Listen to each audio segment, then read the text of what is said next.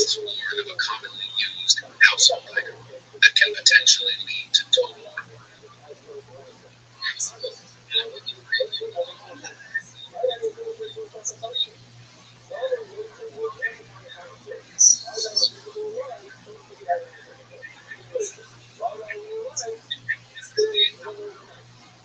There's one simple pepper trick that anyone can do at home to relieve their pain. Never admitted this publicly.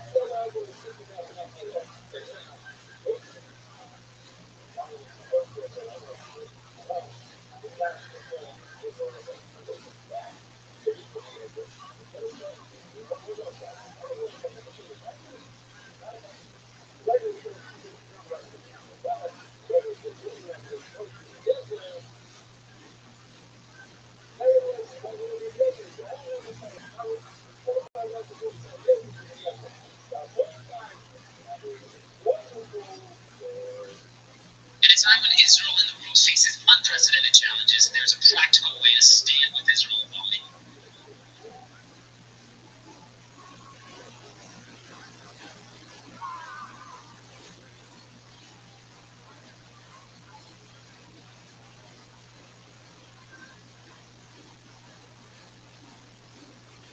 Why your premium pillow is actually wrecking your posture. If you wake up in that day or feel insecure,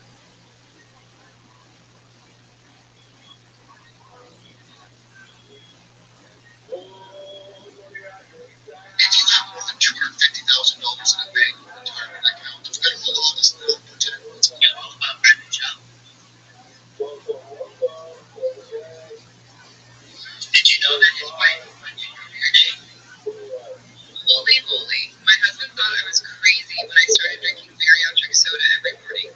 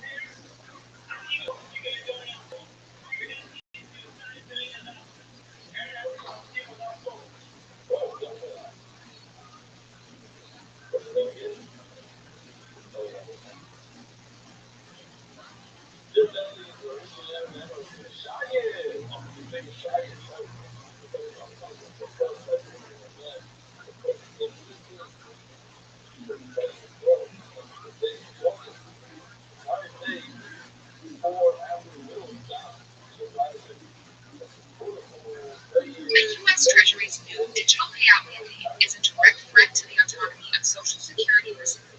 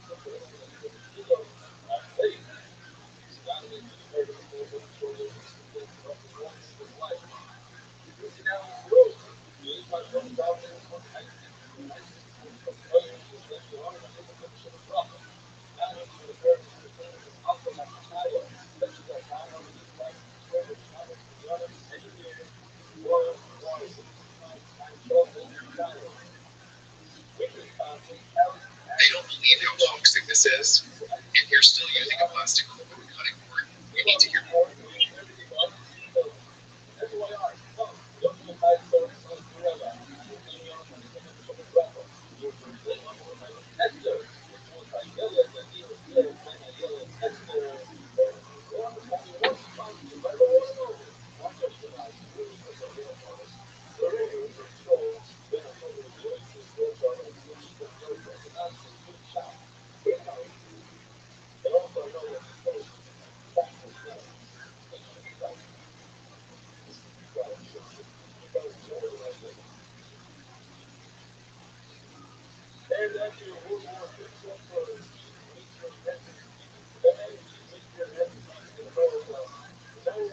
Introducing Rothschild'S.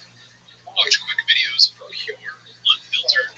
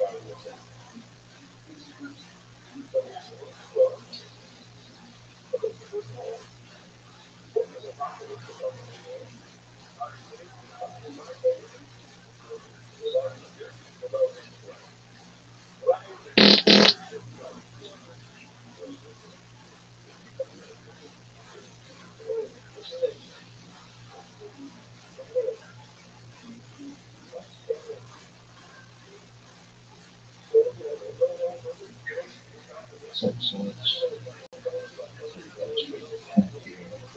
22, 27,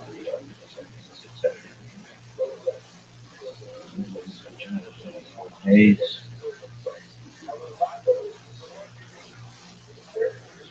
elevate, elevate, elevate, kind, no one, no, elevate, elevate, kind, no one really knows for sure. No one really knows for sure. Elevate, elevate, elevate, kind, but this is what sort of look like.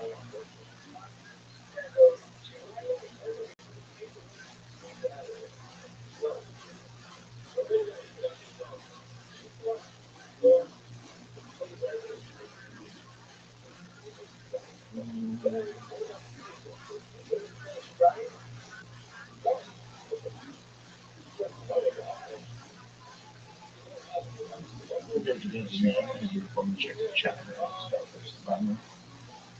I'll say how. So the Hashem of God, King of the universe, who sent us with his commandments and commanded us concerning the time of the honor. Today is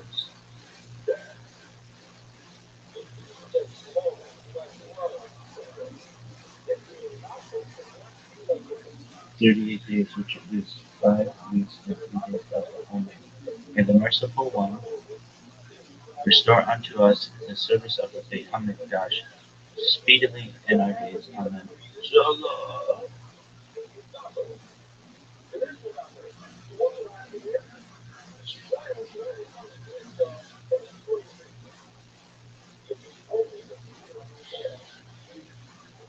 37, 16, Christian, 36, 31, 37,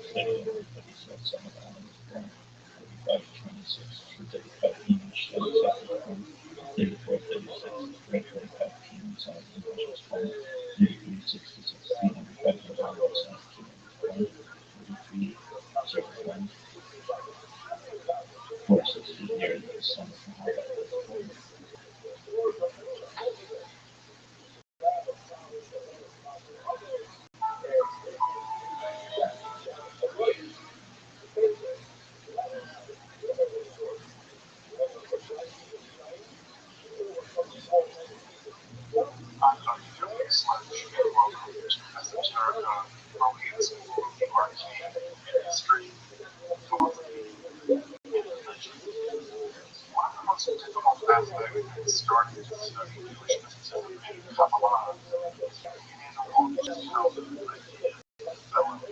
It seems to me that, for instance, Kabbalah always existed that we have it, or that Kabbalah was named at all.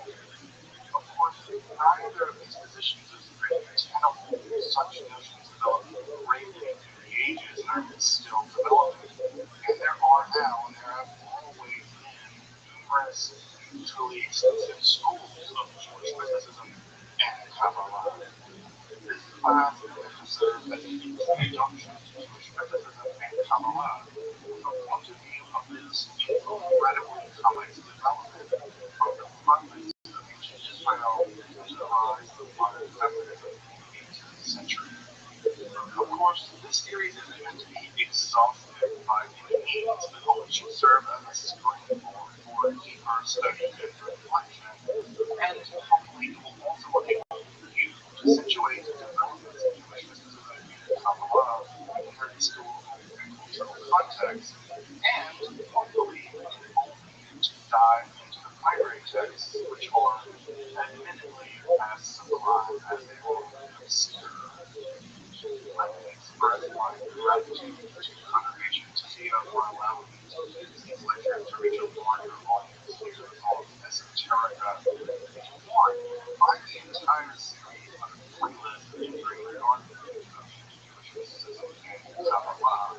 I'll be uploading them over the next few weeks, or you can find those episodes after autumn of 2021 if you want to watch the entire series. You can find them in the playlist. If you find this series on Kabbalah interesting, I hope you check out my other content on topics of esotericism, and perhaps consider supporting the production of free academic and scholarly topics in occultism, hermetic philosophy by joining my Patreon or perhaps a donation. You can find those links below, and I really appreciate your participation.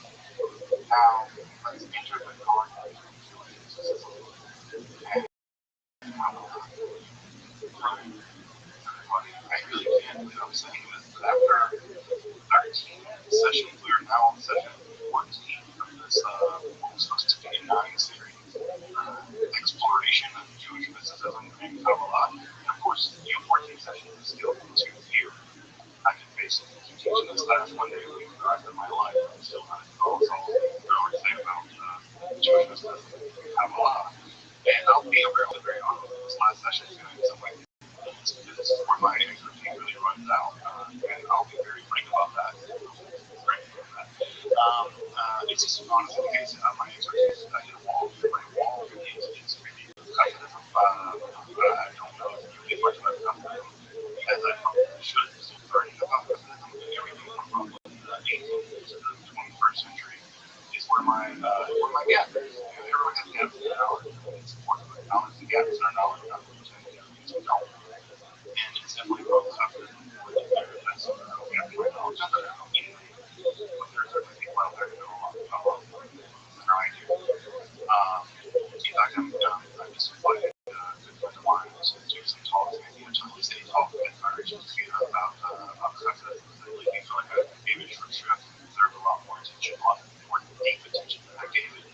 And so I reached out to a good friend of mine who knows a lot about Catholicism to maybe do a luncheon with. So we'll see if that works out. But anyway, welcome to the, I would say welcome to the end. Welcome to the ellipsis, because of course, Kabbalah is not going to go away anytime soon. Jewish mysticism, Kabbalah is doing actually a lot better now in the early part of the 21st century than it was doing in the middle of the 20th century. In the middle of the 20th century, I would say that Kabbalah is someone who's at death's door, and it's doing much better now. So there's a thin away.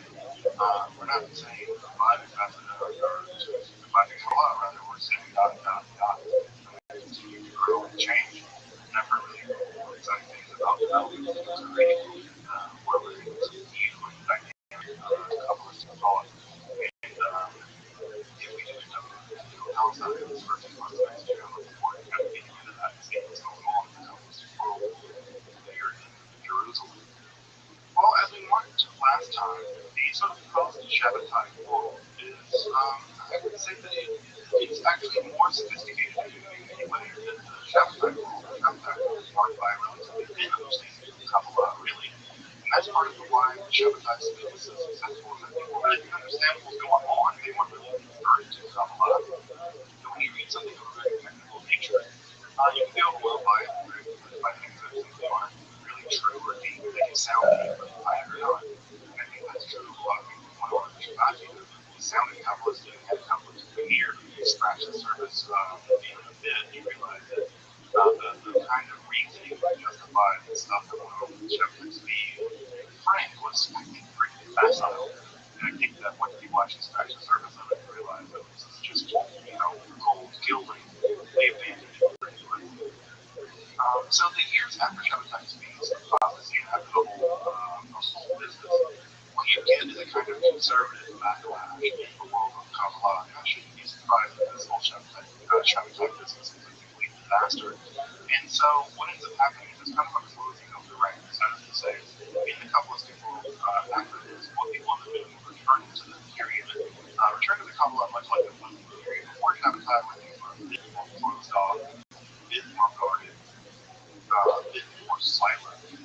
I think it's probably not the worst. And so the developments within Kabbalah, in fact, the developments in Kabbalah since the relatively conservative, we would say, we don't see major developments outside of the world of Kabbalah. There's never really been a significant focus in Kabbalah. It's at some point become commentary and footnotes to Isaac Luria.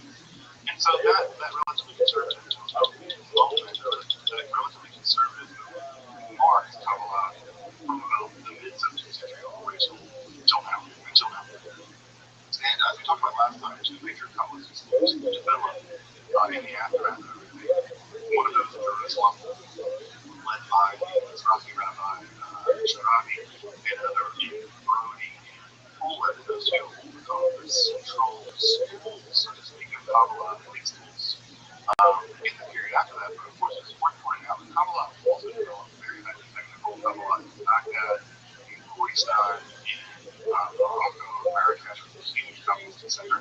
So Kabbalah continued to develop in the aftermath of the Shabbat business, especially in the Sephardi world, really niche. And I think that has a lot to do with the fact that the Sephardi world was much more stable than the Ashkenazi world at that time in terms of social stability and Jewish education. Again, I think I mentioned this several times ago, that a lot of people that were really confused by the Shabbat movement were people who had only recently really come back to Judaism.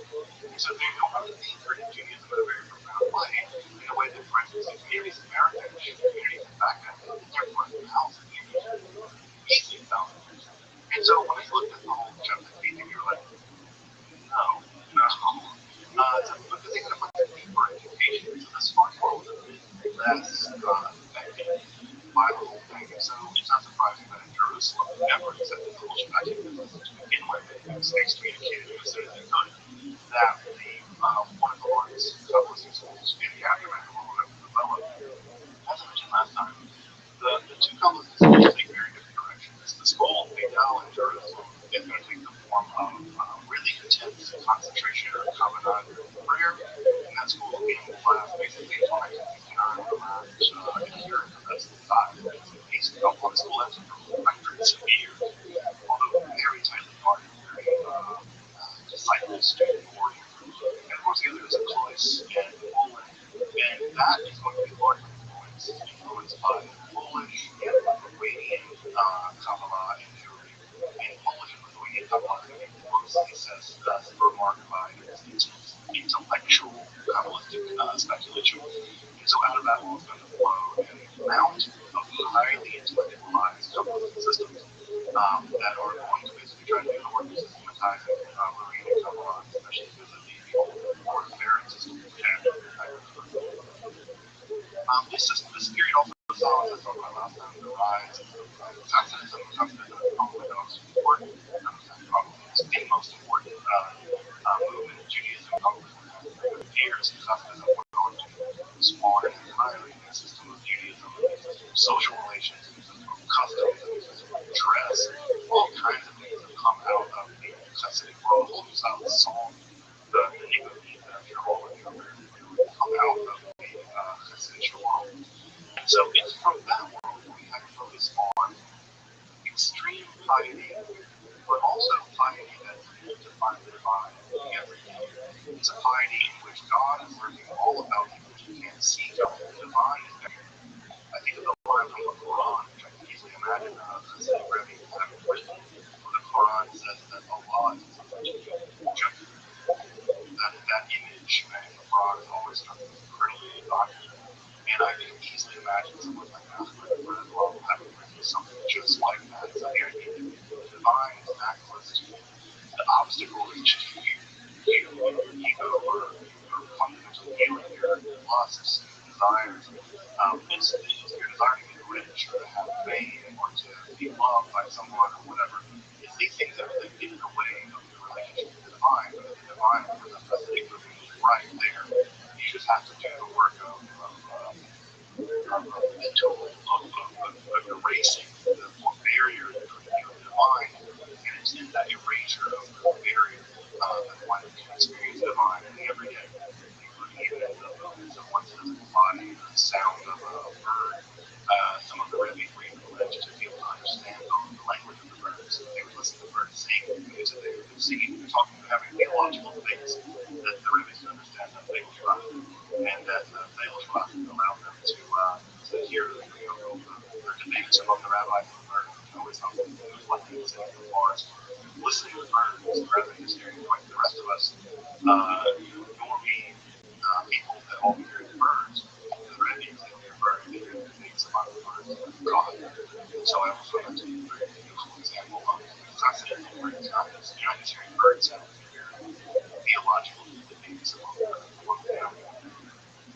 So again, of course, the Hasidic idea is the deep desire to experience the divine in every aspect of life, and to cleave to God. The Vegas is clinging to God, and you cling to God in the way that you do this. And at some level, like cultivating a relationship with shamanic character in the Hasidic world. This is the Rabbi, or sometimes they're exotic people, sometimes they're righteous people who have a deep relationship with God. They're intensely holy. And of course, these rabbis go on to set up their courts, and those courts really operate a bit like royalty. Still do operate a bit like royalty to this day. And so you have a loyalty to the Rabbi, to your Rabbi. And the chassid encounters the divine primarily through the Rebbe, and it's in that Rebbe chassid relationship that chassid really grows up. So what is it that you're going to do today? We'll talk a little bit about how it's got a little stranger with the visual of this Bible. Obviously, we'll get back to the much slide, so we can talk about that a little bit as well. See how that develops. So, as we talked last time, so the cliffhanger from last time was what I think that no one really realized in the aftermath of the whole Shabbatai speed thing, that as much as the Shabbatai business was a disaster, no one really saw what was happening in the background that was a bigger deal. The same year the Shabbatai speed converted to Islam and apostatized in 1666, I'm sure as many folks in the room know, 1666 is a dynamite year in the history of science. It's a year that Isaac Newton discovered calculus was discovered in 1669. Why not? There's a debate about that. It's also the same year that Newton discovered the nature of light, and also basically figured out Newtonian physics that we've got now. He published all that in 1666. This is called the Year of Miracles. So at the same time that Newton's figured all that out, inventing calculus and all this stuff, that's the year Shabbatai converts to Islam.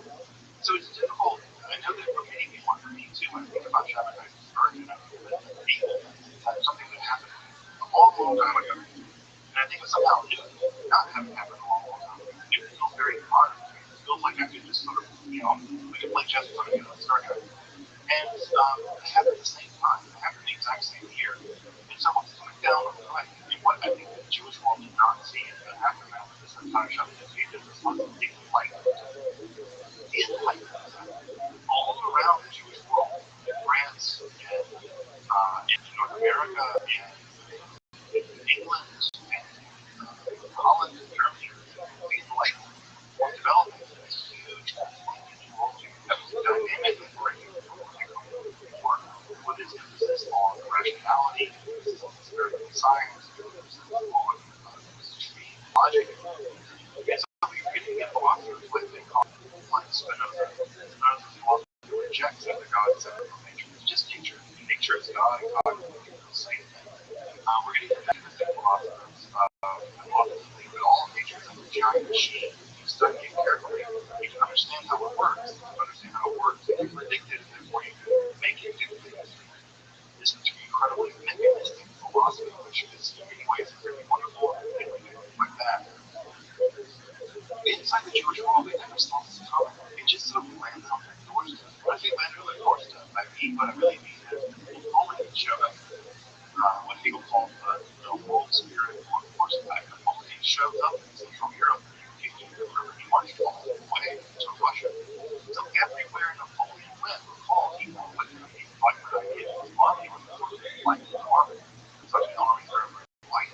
And Napoleon brought with him the metric system. He brought with him a pretty revolutionary idea. He brought with him the idea that if you're a citizen of a country, you should have equal protection under the law. You should never be, there should never be second class citizens. Either you're a citoyen or you're not.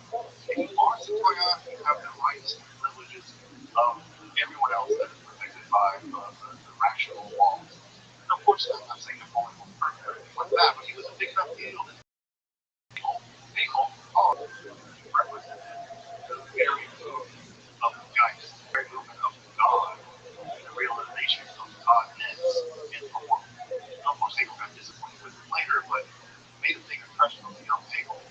And so this is at the same time that this is and so when these two movements come into conflict with contact with each other, there's going to be a break-off in the Jewish world where some Jews are going to become very attracted to Enlightenment values, and they're going to incorporate those Enlightenment values into the Jewish world. And that is called the Haskalah and Enlightenment. And I think almost everyone here in this class, almost everyone here in my voice, all of us are pretty touched with some of my Enlightenment ideas. The idea of equal protection of the law, and he was killed with everyone believing that we have a rational system of weights and measures in this country, but many of most countries in the world, that the scientific, the very fact that I'm talking to you through this machine is proof of the success of life. So for many Jews, the Enlightenment was a solution to so many problems in the Jewish world, both in terms of the inner backwardness of the Jewish world, because the superstitious world ruled by the elite dynastic rulers who devised a little God who knew how to figure these things out. They believed werewolves and vampires and all this stuff that come out. Many Jews were very disenfranchised with that and wanted to rush into the whole of the Enlightenment. They did. In fact, the Jewish folks here, I imagine for many of the Jewish folks in this class, are the children of the great-great-great-grandchildren of the Muslims, of the Enlightenment folks. Because the Enlightenment was very, very successful, for better and for worse. So what ends up happening is that this kind of rational Judaism interpretation of Enlightenment values with Judaism became incredibly polarized. We also, and for the Jewish folks in the room, we live in an incredibly easy world compared to our ancestors. Because in many ways we can die both worlds. We can be religious and we can be in the Enlightenment system. Well, that there was no middle ground in the 18th century. Either you jump ship and you join the Enlightenment camp, or you stay behind the shuttle and you stay in the world of the pre-Enlightenment, or the traditional world, that's what I would say. And so in the traditional world, they realized how much of a threat this was. They were terrified of this. And they doubled down on additional aspects of the world. And so in many ways, both Enlightenment Judaism and Haredi Judaism, that is to say the black hat, the Orthodox Judaism that we recognize now, are both actually creations of the Enlightenment. So I know that sometimes Haredi folks like to pretend that they're the legitimate continuer here of a discrete continuous line of Judaism reaching all the way back to Moses. We ask them, Moses wore black hats of Yiddish. But I guarantee you didn't. The reality of modern Judaism is some level, all of it in response to the Haskalah. It's all a response. Either you double down on traditional and you retreat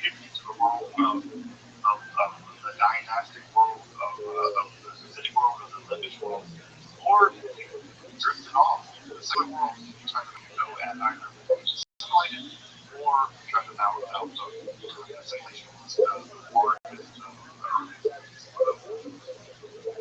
So what we have here basically is a choice between some level of simulation, right? As much as those countries that allow you to assimilate the French and the Germans. And as you know, the terrifying history of how this will go, fail assimilation ultimately was a failed strategy to not protect Jews. And neither did God, by the way. It wasn't like the sorry people were protected when the first man was rolled.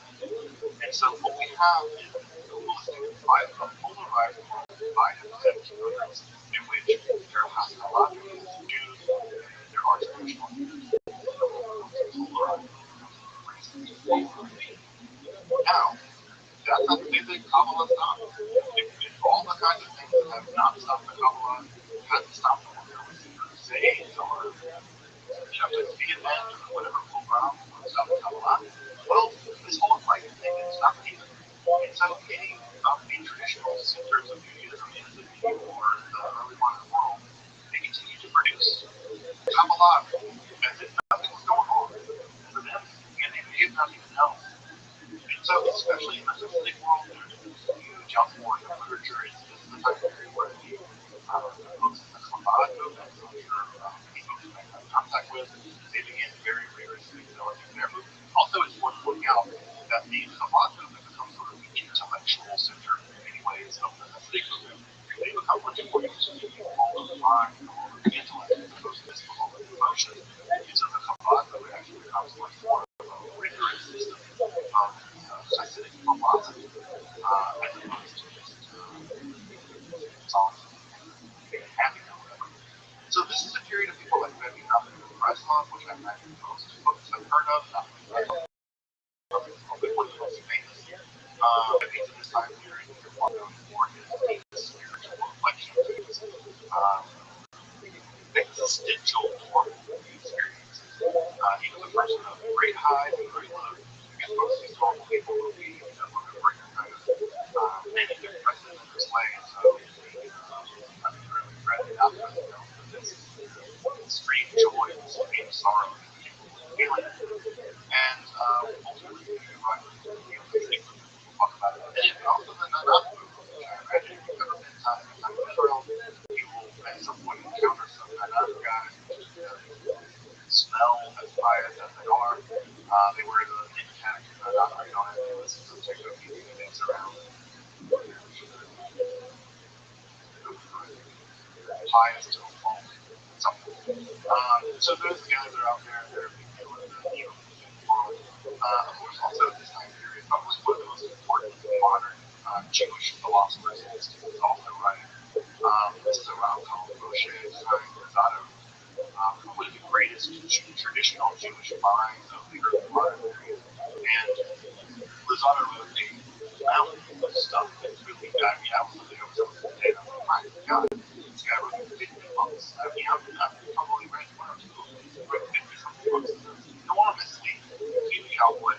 But the Rothschild'S, as a young man, before having had a spiritual experience where he had a spiritual teacher begin to reveal him all kinds of spiritual things. He was relatively young when this happened, and you can imagine that in the aftermath of the chapter, I stand in the story where anyone talking to spirits even longer. And so, he got it mentally a little bit, he kind of got it mentally, and this let him go on a journey through Europe. And in the journey through Europe, he ended up writing, like I said, a ton of stuff. His two most famous books are Derech Hashem, The Way of the Lord. Derech Hashem is probably the most systematic, collection or systematization of Judaism that incorporates both philosophical issues and Kabbalah into one system. Derech Hashem is a really great book. Hebrew and English if you want to study. It's a fantastic text that really does over and over combining his own philosophy of the day, although the philosophy it's still a very amazing book. The other major book is a book of ethics, which is also really, really great to read and also in English too. And these books, both these books are going basic classics in the Orthodox world. It's to people, there's even study sessions. They study these books over and over and over again. So Derek Shem and Shari are classics of Judaism. They become classics of Judaism. And again, they incorporate Kabbalistic and non-Kabbalistic philosophical context. Again, Chaim Lozado is probably the most important rabbi in this case. Probably the most important rabbi. And so, very important fact. Also, over in Eastern Europe, they're also continuing to do classical Kabbalah. A lot of what's happening at this point in the Kabbalistic texts are a lot of systematization texts where they're trying to again systematize the learning system. But also there are a lot of encyclopedia texts where they're just going through and trying to list things and describe what things are. One of the problems that comes along with more technical Kabbalah is that the Hebrew language just isn't actually that good at doing philosophy. There are a lot of technical reasons why this is. German is a more better language for doing philosophy, even than English. And Hebrew is a sort of clumsy language when it comes to doing philosophy. And it's also a bit of a clumsy language when it comes to doing Kabbalah, ironically enough. And so a lot of the technical terms in Kabbalah are very, very confusing. And a lot of what happens during this time period is the encyclopedizing of Kabbalah. And one of the things encyclopedia is written at this time is one of the books I've loved is translated, and I have it downstairs, but I can read it. You can translate it in the army. But it's the Sefer Kanai. Sefer Kanai is an encyclopedia of the Klipot. The Klipot, as you may remember, are the shards left over in the process of creating the world, and those shards that are left over are actually demonic. They're demons that were also creating the world, and it's an encyclopedia of all the demons. So we actually get a systematic account of the evil detritus left over from the creation of the world here in the 18th, 19th centuries. Sefer Kanai, which is a fabulous thing to teach free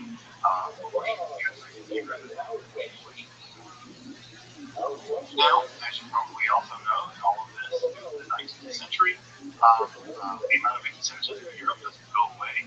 Anti-Semitism has always been there in Europe, and always been European anti-Semitism. Well, the anti-Semitism is a new added dimension.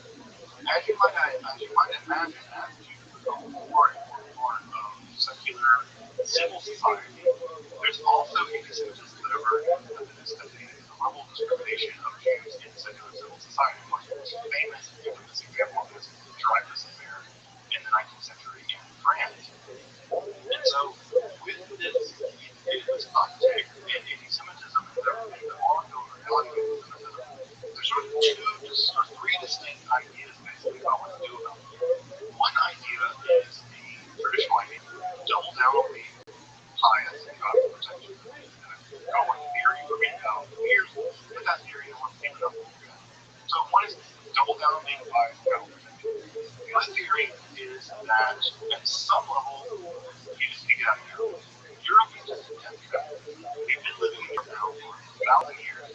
For 1,000 years, this is just Iran after crusade, after blood libel, after witch hunt, after whatever. It just is here. They're never going to accept us, and at some level, eventually they're going to kill us all. It's a matter of time. Turns out they're right. So what do? You leave Europe. You pack your bags, and you leave Europe. And in the mid-19th century, that idea takes the form of secular Zionism. This is where Hasidic Jews and white Jews decide as a group that the situation in Europe is basically untenable for each of them. And this is the emergence, of course, of very, very basic Zionism. Now, it's two things I want to know here about really Zionism. It was entirely a secular movement at first. In fact, it didn't have much religious backing in the 20th century framework. And so Zionism was a secular, largely socialist movement, although not all of it was socialist, not all of it was socialist the way we recognize it now. And that movement, while it did accept some messy defeat, it was sort of apocalyptic narrative way to talk about the world. It wasn't really informed by Kabbalah, but I think it was. If you read a lot of the language of the early Zionists, you will see a lot of exile language. You will see a lot of language that is coming in from the Kabbalah, although I think it's mostly going to socialize most, right? So we make that more clear in the final world. The Zionist movement early on was never informed by Kabbalah. some messianic and some Kabbalistic ideas that were introduced into Zionism, mostly because of sort of socialized process as Jews, and they were raised on a diet of Kabbalah. So that's one part of it. The other part of it with the Zionist movement is that from a religious perspective, it was completely provoked. It was completely in favor of the religious world that rejected Zionism very early on. It wasn't the religious world that rejected Zionism. Most of the religious world still rejects Zionism. It still says Zionism is a toxic ideology that is harmful to Palestinians, and it is irreligious. It's blasphemous. It's straight up heresy. And so it's early, even not if you're the reform movement very early on, the reform movement in Germany, at the very beginning of the reform movement, they rejected Zionism in two major conflicts. So even at the very far progressive end of the Jewish world, Zionism was very popular at the start. It remains popular now. For anyone who's posted and watching the very wonderful show Schnitzel, soap opera basically, you'll know Schnitzel, right? As they bring the Zionist up, Schulman's brother always says, he refers to the Zionism, he refers to Zionism,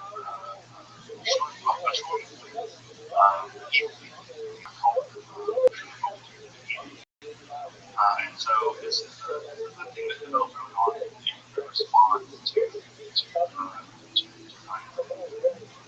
So it never became religious until much later. In fact, I would say that in many ways, Muslims were hooked when we talk about it. And it certainly wasn't until I think after the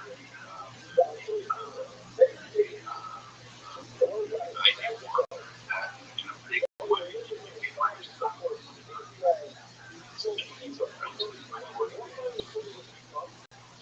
The Kabbalah, of course, continues to develop, right? It's not like, again, it's not like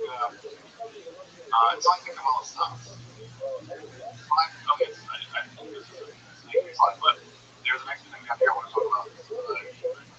On this slide. But anyway, the one last thing I wanted to talk about here is that in the 19th century, what also happens in the non-Jewish world is sometimes what is referred to as the occult revival. The occult revival was a re-interest in occult sciences, alchemy, sort of a romantic interest in this stuff. And what you get are people that never knew simply Barrett or people in Thomas Vegas. You have a bunch of people really interested in occult again, and this sort of occult revival that occurred primarily in the 19th century also incorporates older elements of Christian Kabbalah, and they ultimately developed a new form of Kabbalah out of Christian Kabbalah that is referred to as the Hermetic Kabbalah. This is a completely non-Jewish, occult-centered version of the Kabbalah, primarily used for engaging in ceremonial magic. So we have elements of Freemasonry, elements of Renaissance magic, within that being fused together with some elements of Kabbalah, and that develops what we now refer to as the Hermetic Kabbalah, which is the third branch of Kabbalah that is developed. There's Jewish Kabbalah with the K, there's Christian Kabbalah with the C, and now it's developed between the early 19th century and 20th century, Hermetic Kabbalah. And these forms of Kabbalah into occult science both ways to say. So again, in the 19th century, Kabbalah undergoes another mutation called the Jewish mutation, which is primarily in the non-Jewish world, primarily in what is what is Kabbalah called out there in the whole big world of people spirituality is wrapped up in very specific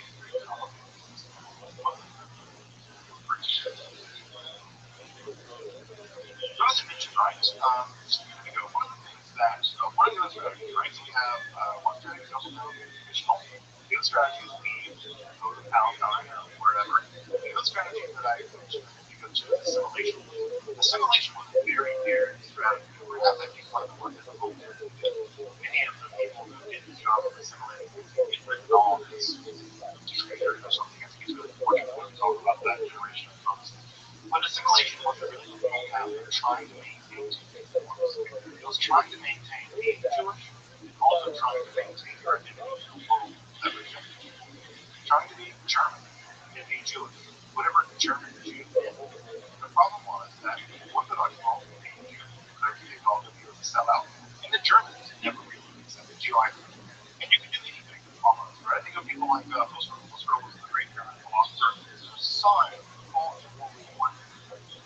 still got fired when I started.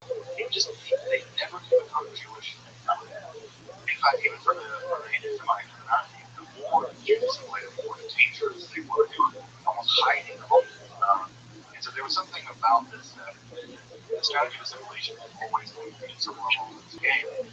What is happening in the academic world, and that, or at least the religious world, I should say, that Judaism early on had to basically look like Lutheranism. They had to make a Judaism that looked as much like the Lutheranism of the 1920s as possible. And that movement became the Reformation, right? That's what we're looking at. And if you look at the Lutheran movement and the early Reform movement, it's amazing how similar they are. Even the choir, it's just like the organ, right? You're in a classical Reform synagogue, the organ, choir, they even moved Shabbat to Sunday morning, all kinds of stuff. They were desperately trying to fit in. And again, at one level, one way of looking at it, they're trying to sell out. But again, you wanted to accuse them of that, walk a mile in their shoes, understand how devastating the reality of anti-Semitism was at that time and how awful it did. And at the same time, I admire the courage it takes to try to figure out a way of being German and Jewish, being French and Jewish, all in a world that you basically rejected by both sides of the election. I think it's very heroic, very, very, a very difficult path to march. On the academic part of what had to happen to justify the viability of Judaism is to justify it to the world of theologians. And that's the theologians largely of Lutheran theology in the mid and late 19th century, which I can comfortably imagine, as you can know, German scholarship at this time was some of the most amazing scholarship in the world when it comes to the Bible. This is the time period where critical source theory was being developed. This is the time where the Bible being systematically studied scientifically for the first time. This is where he wrote very manuscripts of these things. It's really a time period of enormous erudition. In fact, I would say the German biblical scholarship of 10 years probably produced more erudite scholarship than 30 years of these guys. They just knew they just did. That's how they were. They had no Bible. They chose that to define their lives. So the scholarship was very driven by pietist, very careful scholarship. And so what's emerging at the same time is the attitude to do the same thing in Judaism. And the attitude to do the same thing in Judaism was largely spearheaded by a group of Jewish Haskalah scholars. This movement became known as the Rothschild'S.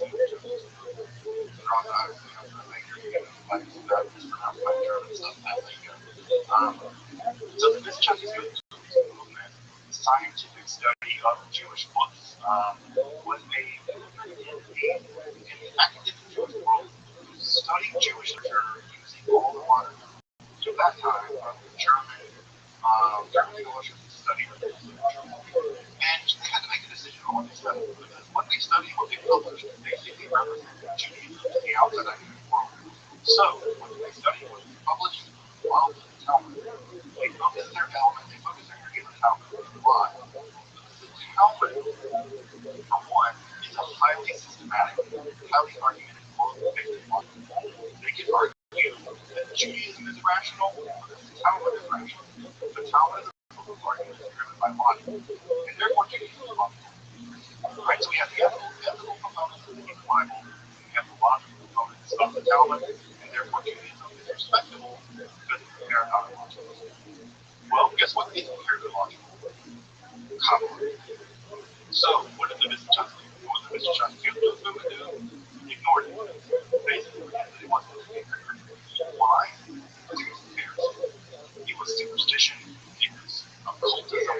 It was nonsense, made up, fraudulent stuff. For them, the Rothschild'S movement, Kabbalah was embarrassment, but back darkness from the Middle East, because it made Jews look crazy. If you've been listening to some of the stuff I've been saying in the past 14 weeks, you think to yourself, God, that sounds nuts. Well, it does sound nuts.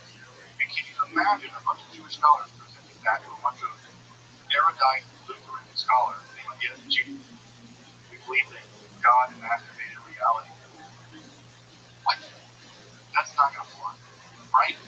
It's going to make them hate you. It's going to reinforce every negative stereotype about Jews are irrational, they're driven by superstition, they believe in nonsense. This just unity movement had to make a decision. The decision was not Talmud. And so early on, Talmudic literature was largely secular, lightly. And as you might know, at the same time this was happening, this is also the same time that all of the movements in Judaism were being reformed. The Reform movement, the Conservative movement, the Sorting movement, the Reconstructionist movement began in the early 20th century. All of the movements, even modern Orthodox Judaism, all of the movements in movement Judaism, the non-traditional Jewish world, all of them moved at some levels of this Judaism movement, and they based their Judaism at some level on Judaism being taught now by places like JPS, by places like German scholarship, by places like Cincinnati, the Reform Center. And guess what? None of those places are doing it. None of them are doing Kabbalah. Why? Because it's embarrassing. They do not want to look like crazy people. So the Kabbalah is totally sidelined for 2.5, 3 generations by scholars. Completely sidelined. It is sidelined at a decisive moment in Jewish history. What is that decisive moment? The vote of the burning. So if you grew up in a movement, the Reform movement, the Conservative movement, you grew up in any of the movements, their scholars were simply not being trained on Kabbalah. And because they weren't being trained on it, they couldn't teach it. Because they could teach it, it was banned. This is the reason why folks who grew up, especially folks from the older than me, if you grew up in the American Judaism world, you never heard about Kabbalah. There's a reason why. Because the rabbis who had it never learned about it. And that's what the generation before them never learned about it. The generation before them made a decision not to learn about it. And that's what happened. Effectively, Kabbalah becomes decanonized by the modern Jewish movement. Modern Judaism basically decanonized it. So the Zohar, Sefer Yetzirah, all the literature we talked about basically goes back on the shelf. And what will come back is Talmud, if you're lucky, but mostly Talmud. That's the reason why you will never really see the movement until recently. Studies of Kabbalah, studies of Talmud, even Talmud. I mean, for us here who grew up in the movement world, how often did you all study Talmud? How often was Talmud something that you would be encouraged to study? I've heard about much. So you mentioned even Talmud, right? Even Talmud with sideline. You imagine how much sideline is true. So that's one part of the story. A huge part of the story is that Kabbalah didn't go away. They still did Kabbalah, study Kabbalah in the traditional world, in the progressive world. It was decanonized out of the world. It's only now living back in the canonization. And it needs to be recanonized in Of course, the other thing that happens at this time is in the 20th century, their way to avoid guilt and their way to is of course the Holocaust. The Holocaust devastated obviously Europe and Jewry, but in terms of Kabbalah, it really devastated the Hasidic world. And the reason why it devastated the Hasidic world, as you might imagine, is the Hasidic Jews live basically in these very tight social networks. They are distinctively dressed. They look very Jewish. They dress like Jews, targeting them for the world. They all live in the same shtetls and ghettos. So to live with anyone who lives with them, put all these categories very, very easy to not. So the Hasidic world was incredibly destroyed in the Holocaust. I think, unfortunately, and Rob would be obviously the better expert than I would be, that the Hasidic world suffered apocalyptic examples of devastation in the Holocaust just because they were basically sitting ducks. They also got theology from them. So many of them, because they rejected Zionism and not trying to flee Palestine, they thought it was such a safer book to flee Palestine because they were also tied to the Rabbi. They also didn't want to be right? They were tied to this person. So So if the Rebbe didn't leave, they didn't. And, last night, the party, when the Einsteins were living in, they're living in that. They're living in that shtetl. And they're there with that Rebbe. And it doesn't take the math of really blackout drug from the Einsteins to basically eliminate an entire kind of. And Chas v'shalom, that happened over and over and over again in Europe, especially in Britain, especially after. I think one in four settlers were killed or something like that in the Holocaust. Devastating, unfortunate story. And as you know, the only people keeping the light on at this time, anyway, or Kabbalah, or it's the people in Eastern Europe, it's the traditional people. They're the ones keeping the lights on. And with their execution by the beasts that were the Nazis, the light goes out. The light went out. It was a devastating blow to Kabbalah. Now, luckily, our Sephardic brothers and sisters, Sephardic folks, they were still doing Kabbalah in Morocco. They were still doing Kabbalah over in Baghdad. Still doing Kabbalah in Northern Africa. So it wasn't like that the devastating blow that was dealt to European Jews and Jews of Kabbalah. But it's just important to say that the Hasidic movement and the European Jewry was a very important center of the development of Kabbalah and the Holocaust and profound destroyed some elements of that continuity. Luckily, they did survive, and they would survive, and they would regroup. Some of them in America. And in fact, the two largest groups, some are eventually, some already, I don't know, they're basically out in World War or Cold War, and the Babish Rebbe also made it out as well, and they refounded their dynasties from Hollywood, real Hollywood, which is so Pearl Park and respectively. So right over there. It looks as it's right in Israel, just a borough of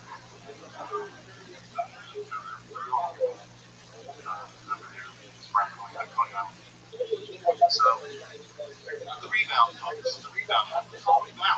We have the Holocaust, we have the Haskalah, we have this justice. How did this rebound? Well, it rebounded a couple different ways. The rebound in many ways began with the elaborate philology. Forget that Gerhard Scholem, also forget he was Gerhard Scholem. He got Gershomized later when he made it over there with Scholem. They don't have a philologist. That's the reason why these scholarship is so top-notch. You can read everything in the original language. And Scholem made the crazy argument. Kabbalah deserves academic studies. This deserves academic part of Jewish history. So in 1920, Gerhard would do all the heavy lifting of reading basically every single Kabbalah book you can get your hands on in the archive. Every single. And being the German scholar he was, he did that. And unlike the justice movement that was rejected the importance of Kabbalah, Rothschild'S, Rothschild'S argued convincingly that this is one that we had to Kabbalah. You couldn't imagine Judaism was just as important, or Kabbalah was just as important to Judaism as Talmud, as anything else. So, Scholem argued over the time that Kabbalah had to be integrated both academically and historically into the history and thinking about what Judaism was. And this was by no means both. When Scholem, who was already an established scholar at the time, was invited to JTS, a lecture at JTS, and the Jewish theological seminary there in New York, when he was allowed to speak, the justification for him being able to speak was that, Kabbalah is nonsense, right? Kabbalah is nourishment. Kabbalah is nonsense, but, right? Nourishment is nourishment. The geschichte des Nourishment, das ist die Wissenschaft. Right? Nonsense is nonsense. But the history of nonsense is science. So Kabbalah is nonsense. But the history of Kabbalah is science. It's worth studying as historical information, but not for anyone to view Kabbalah. That's ridiculous. That, by the way, was coming from the most famous secular progressive progressive Talmud scholar in 20th century history. Saul Weaver, probably the most important, one of the most important Talmud scholars of the early 20th century. The Talmud professor at JKS basically invented modern sort of quasi-secular Talmud education. That's how Sholem was introduced. Can you imagine being introduced at the JTS by basically saying, yeah, what you study is not, but because you study this history, that's something we used to do. It's legitimate. But God forbid anyone actually do it. That's completely crazy. So Sholem really had to walk an uphill battle. He fought an uphill battle the entire time to get legitimacy for what he was doing, which is unimaginable now, considering that Kabbalah is so legitimate, so mainstream. But Sholem had to fight that battle in many ways on his own. Luckily, he was a very ignorant scholar. Sholem brought with him an army of students. He attracted a great deal of students. Rothschild'S, John, other folks who gone on to become themselves leading scholars in the world of Kabbalah. His students were also willing to criticize him, and they did. They made careers criticizing him. Folks like Rothschild'S really showed how important Sholem was, and also how important Sholem was. We have a whole generation of scholars who Zaki Weiss and all kinds of stuff. Bernie Burroughs is a huge group of scholars that blow my mind with every book they write. And so the academic study of Kabbalah is like, it is now totally legit if you want to study Kabbalah in college. You can take an academic level Kabbalah class, and no one's going to have that. Sure, part of the history. At the same time, there is an emerging, relatively small movement of religious science by Rabbi.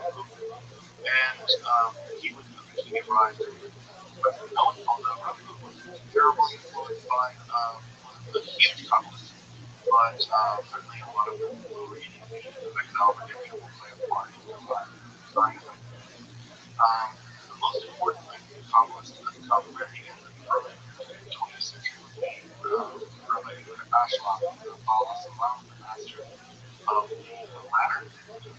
Kabbalah Salam would be in Israel, and he would propose two groups towards the most important, I think, is his commentary on the Zohar text that took, I think, 10 years to write, called Hazarah, the latter, and this is a introduction to the Zohar, but also a commentary on the Zohar, and he translated Zohar out of crazy Aramaic that is into a very modern Hebrew, make it accessible to a whole generation of people who otherwise would not be able to read it.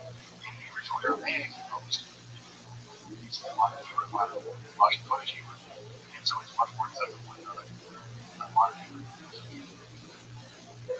So many people who read Zohar now in the Orthodox world, and also many people who study Isaac Luria are going to study many of his ideas in some level through the lens of Ashlag, who also developed quite interesting cognitive theory.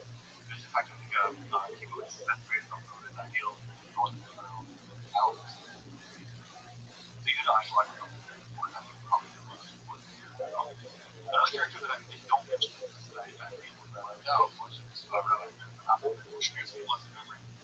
Schneerson, of course, was the head of the Rabbi movement, and what's important to know about him is that he became one of the most important founders of the T-Road movement, like we say, the outreach movement of Orthodox Jews and Hasidic Jews. So he never been to a Chabad house because Rabbi sent someone to take one, basically, at least most of them. And Rabbi Schneerson founded this enormous T-Road network of the Chabad movement, and he was a hugely important figure in the history of 20th century Judaism, which is really hard to downplay all the really important things he did. But one of the things that's worth mentioning here that's important and will be important both going into 21st century Judaism is that when he died in the 90s, it was already believed in his lifetime that he was the Messiah, and then when he died, people really began to believe he was the Messiah. And so there is a movement in the Chabad world. It's not a super big movement. I don't think it's as big as it was in the late 90s. It seems to be mostly localized to Brooklyn and Israel, especially in Safar and Chabad, where they believe it's Messiah. Also, I have a blog. So I have, so anyway, the Messiah, and I studied briefly at a Chabad yeshiva, and I never met people who believed that he was not only not dead, but that he had been taken into heaven somehow bodily, and that he's going to return really soon, and that it really is his return will be heralded by Jews adopting the word Torah, and that basically he was kind of excluded, and his occultation was coming to an end, and the Rebbe would reappear as the King Messiah. Of course, you can still go to the Crown Heights, you can still go to Brooklyn, and you can still see crowns, images of the Rebbe's flag, which has the yellow and crown instead of the shield on the side. So there's this huge messianic movement, which again can be a whole class unto itself, inside of the Chabad movement, where they do believe that late year is the Messiah, which is causing some serious problems in the Chabad movement, because it is such a good outreach. Although in my experience, what I've been told by folks who have the movement is that largely because the people that the messianic stuff appeals to are typically people like Rothschild'S, who convert back to Orthodox Judaism, and younger, most of the more established world doesn't really count with the science stuff. Although I think they do still control certain stuff, maybe significantly both of those. So there's a lot of paths of messianic people, which is super weird and interesting. For the folks who are in Michigan who are hanging out with me in this class, you probably never heard about this or heard about it briefly, because the Shoto family, which is the larger Chabad family here in Michigan, it's a very old Chabad family. They were seen here as emissary by the Rabbi way back in the 73, something like that. They were the leading force in the way of the anti-Messianism. They created called the Messianic Pagans. The Shoto family was very powerful here, at least in Michigan. Had never been a Messianic. I don't think the Messianic Pagans ever got the foothold in the Metro Detroit area when it comes to that stuff. That's different, unlikely. I don't think that the same Messianic camp was ever got the foothold. But go to Brooklyn, go to 77. Alright, the last two things I guess I'll mention before we really wrap up is the rise of the Hasidic movement.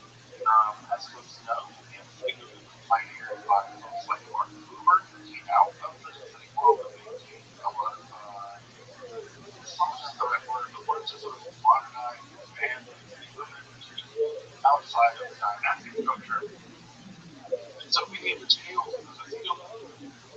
A lot of Hasidic spirituality became sort of exported out of the Hasidic world, and then imported into the Orthodox world and the conservative world especially. And the Reconstructionist world was basically the time around the 1970s. This is a period of Karloff and stuff like that, folks who wrote Karloff at the time. And so it's in that world that we have the rise of what they call what is called the Hasidic movement. And this movement is proved to be extraordinarily popular in the Jewish world. And there are great luminaries in the Neo-Hasidic world. Who's recently passed away, like Rabbi and our Green was one of a lot of teachers actually in college. He's probably one of them.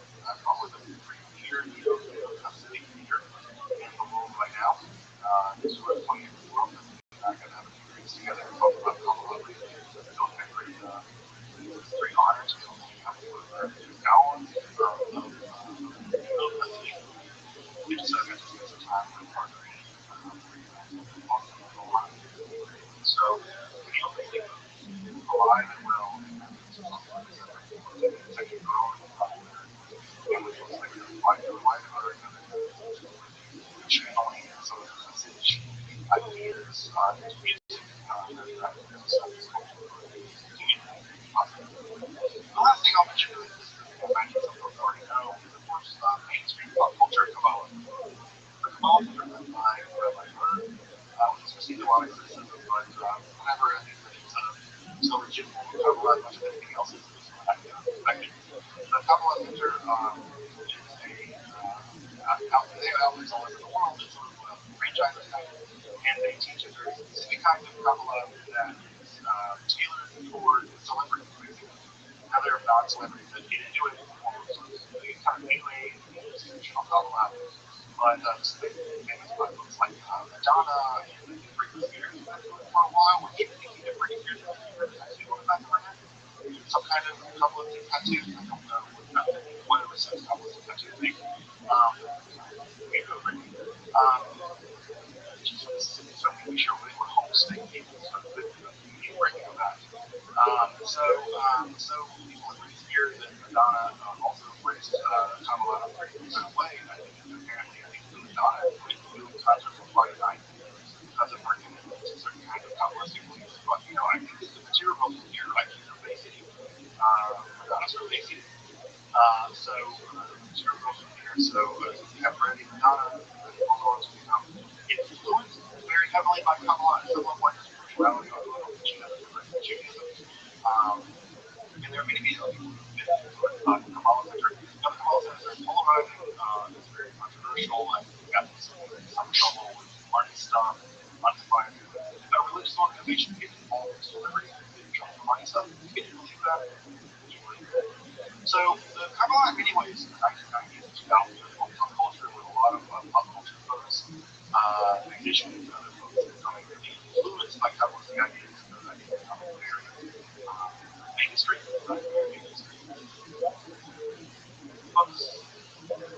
Kabbalah time.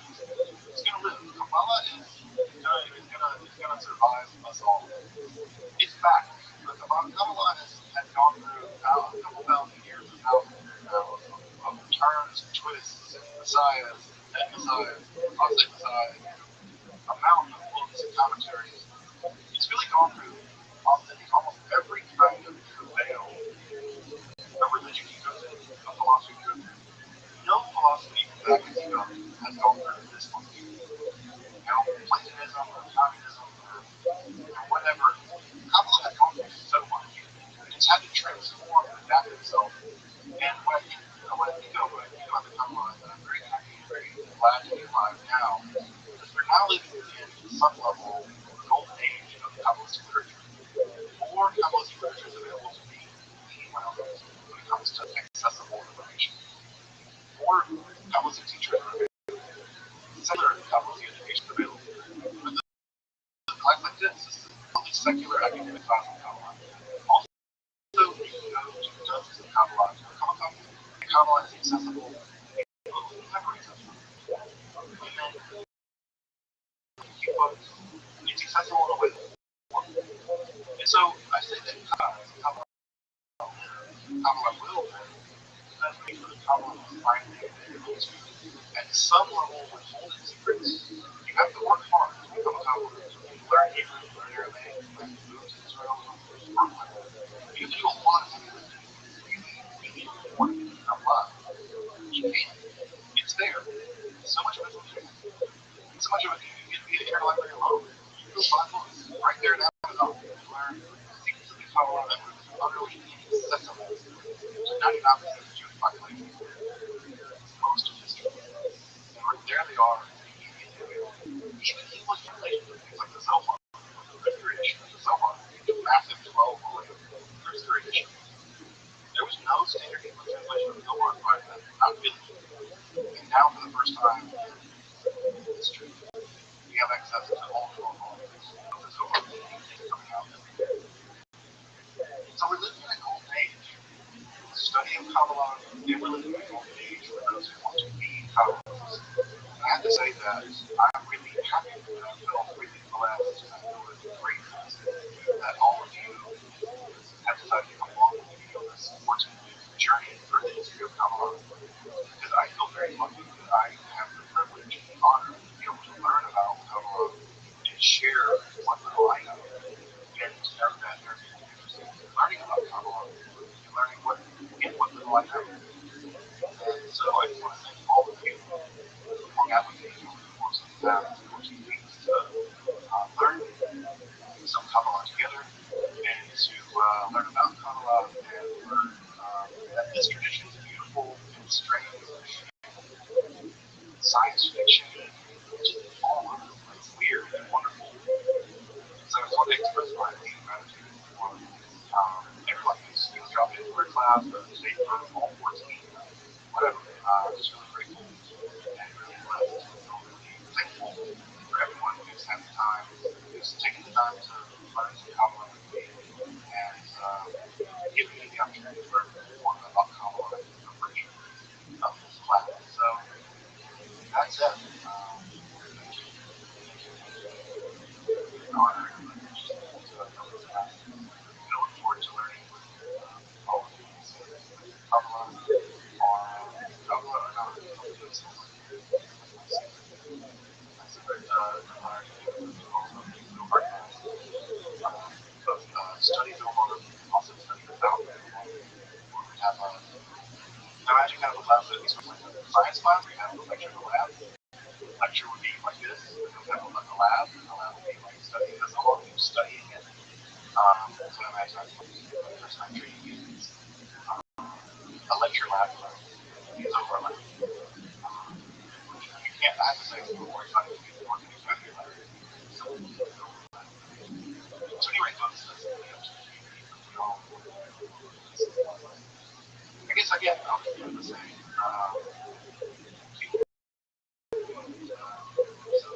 So happy to be along with this journey. Definitely do that. Like I said, we're not even to come not because come along is going to help us all. Welcome back. Thank you for joining me as I explore the authority of the Jewish system and Kabbalah.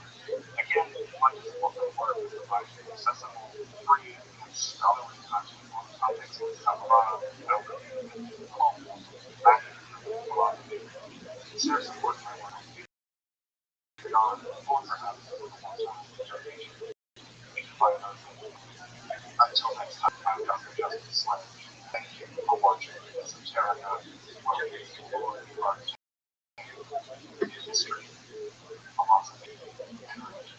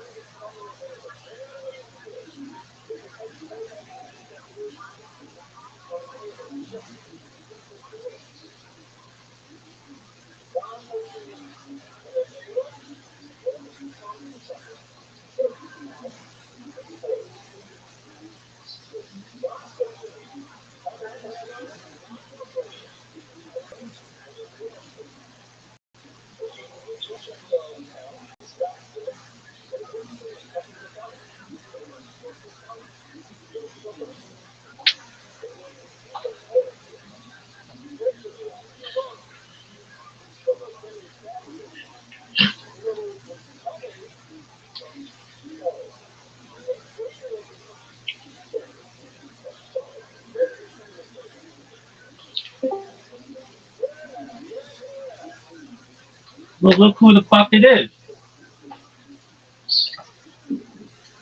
How you living, pimp? Yo, I see yellow. Are you just jerking yourself off raw in a public park? 'Cause that's usually frowned upon. you're talking, I can't hear you. No, this is bullshit. I don't know why you're inviting me into your life if you can't hear me.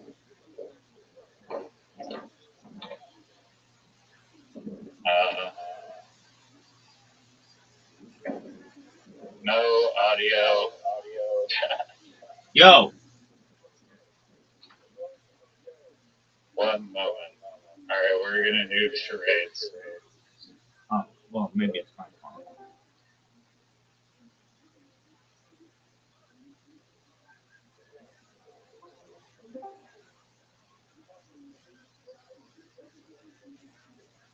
Yo, Yo, what's up? how you living, pimp? I'm living good. What's good, son? Did you sleep today?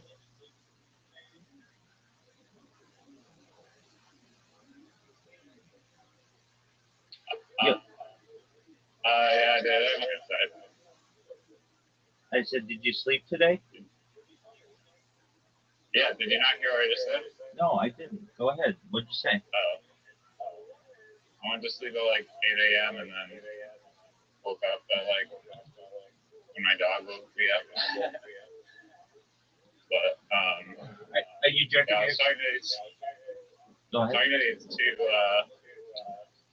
guys yesterday that I met on Pump Fun, and they're like shitcoin professional shitcoin traders. And they told me that they'd show me the ropes a little bit, so I'd like a little bit of money. A tiny little amount of money to mess around in shitcoin. Got run like 5 times in a row on Pump Fun, but we'll see if they are gonna teach me. One of the best investors in the game. They're from South Australia. They just so happen to additionally be a comedy finalist in the Raw Comedy Contest. They advise Dog with Cat, and they advise putting about $1 million in liquid assets into it. Just putting that out there as a little alpha for your journey. I feel like Zena's like giving up on crypto a little bit. Now, he used to talk about it nonstop. You remember he used to come in and be like, I'm a millionaire. And we'd be like, what the fuck are you talking about? He'd be like, I'm a millionaire. And we're like, okay, then go get a car. Go move into a house. He's like, oh, I'm not a millionaire like that. And be like, okay, well, what do you mean? And he's like, you know, my investments just hit $1 million. And then literally I didn't talk to him for like 90 days. And he came back and he's like, I blew it all. I'm like, how did you blow $1 million? He's like, it went from $1 million to $40,000. And now he is living off the Australian government, making up diagnoses that he may or may not have.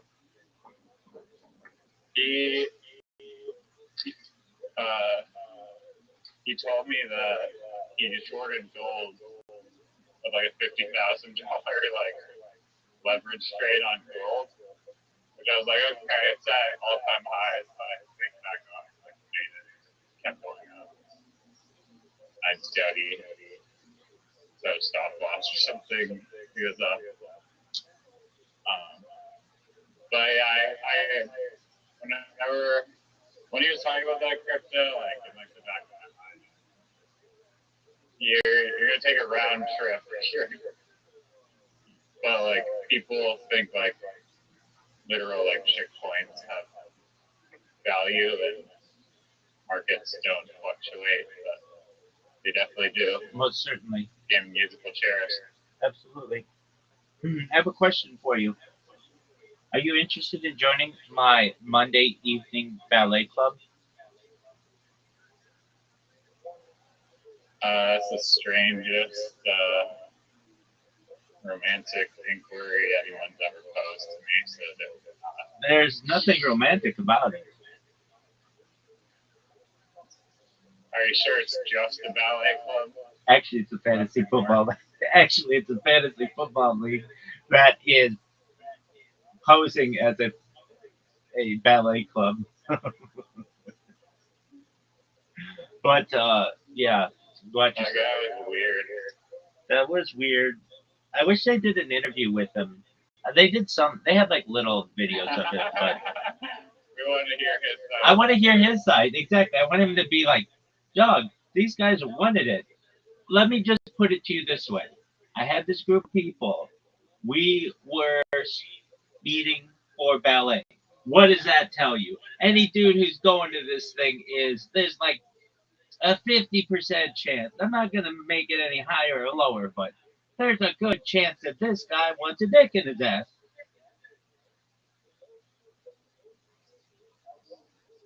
But there's also Yeah, there's also they're 50% chance. responsible a little bit. No, I don't know if they're responsible because like they got brainwashed or whatever. But there's also like a 50% chance that they didn't. So I get that.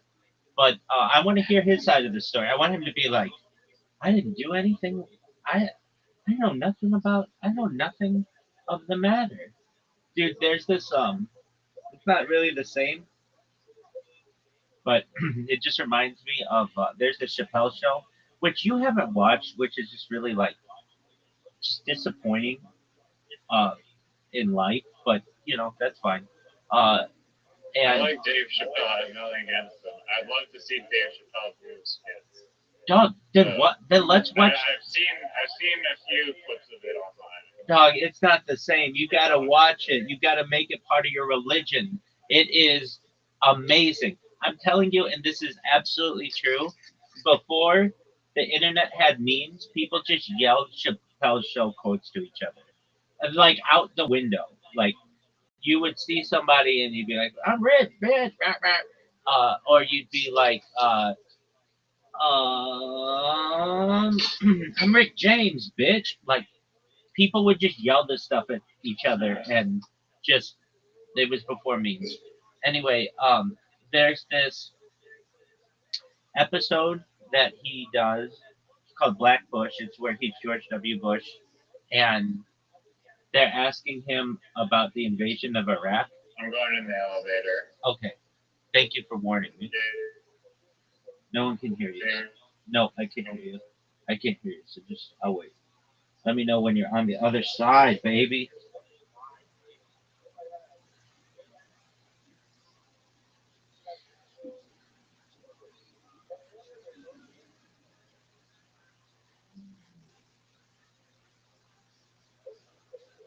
Yo, does everybody remember when Riser was in the elevator?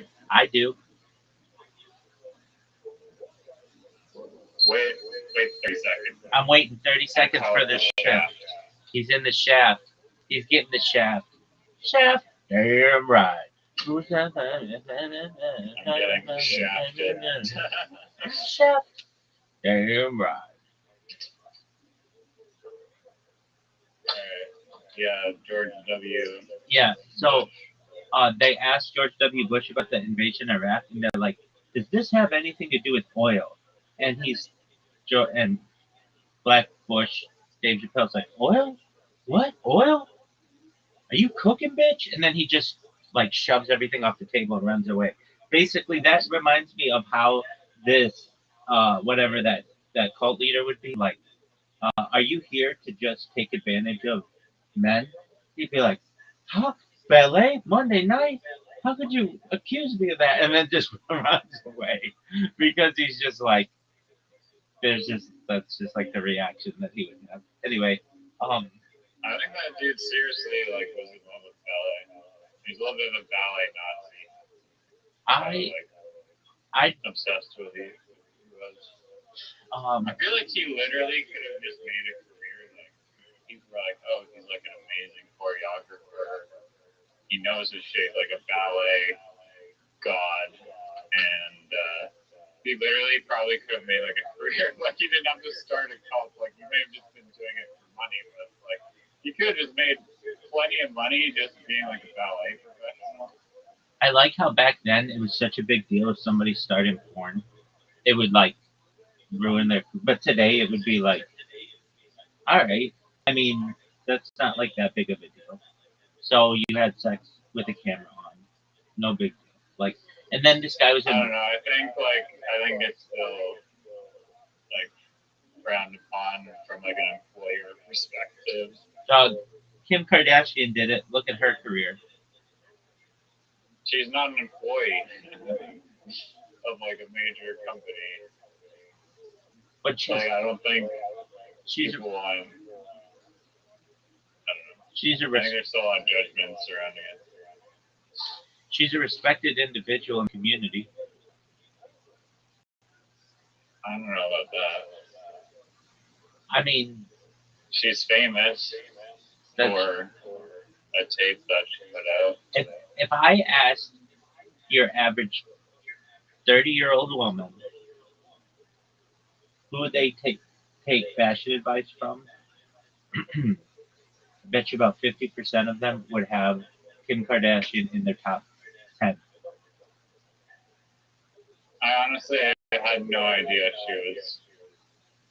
she was like a fashion person. I don't know much about her. No, I But mean, I guess she's not. She has a lot of expertise in It's fashion. it's just her show was so influential that it influenced the Real Housewives of Beverly Hills and the Real Housewives of Orange County and the Real Housewives of New York and New Jersey and Philadelphia and Atlanta and Miami and Washington D.C. I mean, like there's like this like entertainment, like that channel and Bravo and stuff that like they need an alpha bitch, and it's Kim Kardashian.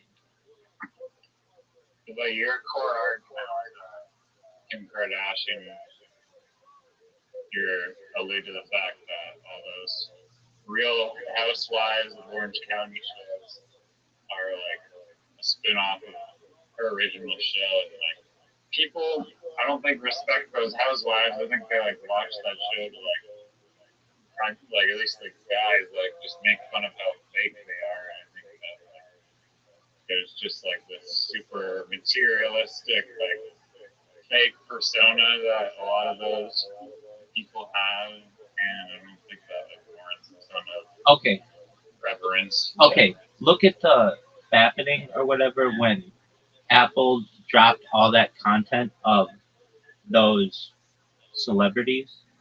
It was like every single famous celebrity woman was in it. Who dropped it? I think there was like some kind of hack in Apple's iCloud like 10 or 12 years ago or so. And it was called The Fappening, which was like all these pictures of these naked celebrities. And some of them were videos, but usually it was just like things they were sending to their lovers and husbands and stuff. And there's an argument to be made that like all of those people, many of those people, that's like all like the Hollywood actors. They're all pretty high regarded. I'm not saying that they're the best role models for children by any means, but even that, even just taking a naked picture in its own way is closer to being a porn star than maybe like, okay, let me put it this way. This is delicate. Okay, there were some celebrities who were found to have like pictures of them taken like in the 60s and 70s and stuff, and that had some ramifications on their career about like should they be considered a moral person or whatever. This is like a discussion that happened maybe 20 years ago, and today that's like no big deal. It's like, oh, you had naked pictures of you like taken, like that's so what. I'm saying that the pornography industry is moving much more towards. Okay, here's my example. You have an actor, Shannon Elizabeth. She was in American Pie. She dated Tom Brady for many years. She just started in. What are you doing? Crumpling up paper in the microphone? Sorry. Yeah, I have taco bag. Okay, well, tell your taco bag to shut the fuck up. Anyway, so Shannon Elizabeth stated that she just joined OnlyFans and she made $1 million without uh, without Lifted getting finger. getting naked. And who's that other bitch? Jamie Presley, who's been naked on camera before. She's starting an OnlyFans. She's the one who looks just like, or Margot Robbie looks just like she does. The ones that don't show a hole on OnlyFans and still walk away with millions, those are the best trolls. I agree. But okay, so let's put it that way. You have actors who, like Demi Moore, she went topless for striptease, and that was actually a really powerful movie about like women's empowerment and a good mother, or like a lady who's just trying to be a good mother. But it was distorted by the fact that, hey, she's gonna be topless on camera, and but like she was up for an Academy Award like 2 years ago. Like, didn't ruin her career. I'm not saying she's like the worst person ever, but like there's a fine line between motion picture nudity and porn. There's just some really bad movies out there are arguably porn. They're just soft core porn. So I'm saying for this guy who was a religious leader, his porn of like the 1970s or 1980s, if it were made in the noughts or the teens, nobody would really care that much. Yeah, no, I agree. I agree with that, and I also think that it is becoming more normalized with like shit like OnlyFans and like that whole garbage where it's like just becoming more widely accepted and not viewed as a big deal. Because look, everybody's showing whole. It's no big deal, but I don't know. My personal opinion, I think other people's opinion just maybe not the best look. I mean, you could be like, I don't care or whatever. That's fine. People are gonna have different timid like boundaries and like perspectives on whether or not they're comfortable showing whole to any single person on the internet. I agree with that. I mean, I think people are still like very like judgy of people that do OnlyFans, and yeah, because I think it's just, I don't know. I did it. It's like you're giving up your like, I don't know. You're exposing yourself in like a way that people are like. It's taboo. Judge you for it. I'm not saying that judgment is correct, but it's taboo. Okay, so then I agree. It's taboo. Okay, but let me ask you this. I did it. I did it for no money. Hey, Miss Aquarius. Yeah, I got 3 strikes in a row, Miss Aquarius. Yeah, you did. Yesterday on my first 3 strikes. I thought I was gonna do a perfect game, and then it all crumbled, but I still won. Dude, he did really well. Miss Aquarius, are you ready? Yeah, we can play. All right, Razor, are you ready? No, you guys can go ahead and do it. Or give me like 1 sec. You take your time. We want to see your skill set. Alright. Miss Aquarius, how was your day? It was good. I'm just leaving. I got 3 options I got to go to. Like, oh my God, I was driving me crazy. You have 3 options? Options. And the weekly people are in options on the app that I just when I was live. So they're live. So they're going to be an option on this. people. I Being an artist. I understand. I And just being a mother. Yeah, Mother's Day roses. I got 3 people I got to go to. okay. I just want to make Thank you, sure. guys. So I got about 10 minutes, huh? I just want to make sure I'm hearing you correctly. You're saying auctions? Yes. Okay. AUCTOIONS. Yes. I got one in 10. I'm about to do one in 10 minutes. So I'm in their live right now. All right, Riser, you have an invitation. Miss Aquarius, you of course have an invitation. I'm ready when you both are. I'm seeing it.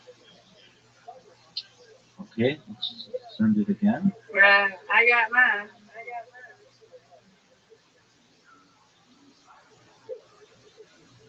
Invite sent successfully. Riser.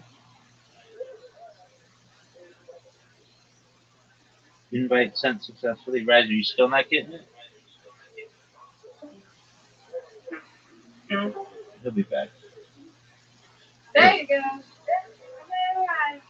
I don't see the invite. Oh, wait, there it is. There you go, big dog. All right, Riser, we're gonna see your skill against a real expert, Miss Aquarius. We're going to see if he gets it. Let's go. Come on, right.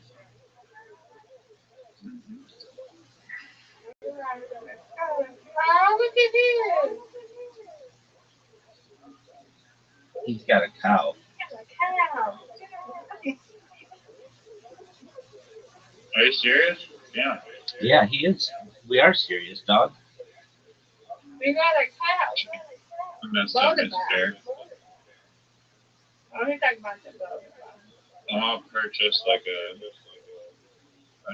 cool one, but I don't know. Dude, I don't have enough points. They don't give you enough points. The cow is very cool. Yeah. Yeah. No, I don't mind it. Kind of better than like the paid ones. You can pay $3,000 for a gold ball, or you can just take the cow. Let's go, let's go.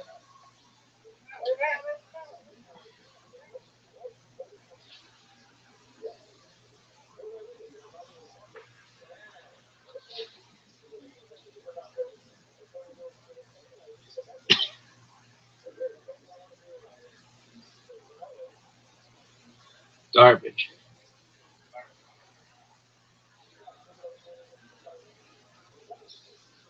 There's always just sirens going off in my town all the time. But it's not even a big town. Are there old people where there's like a lot of ambulances? I mean, there's old people, but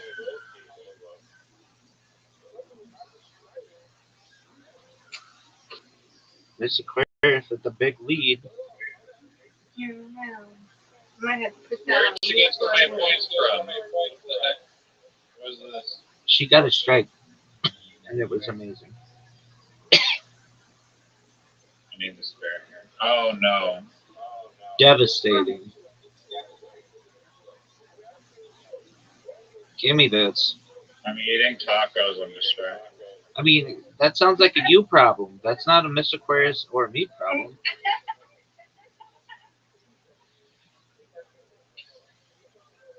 I'm saying the environmental conditions are not favorable. All right, again, that's something that you can control. I can't control that.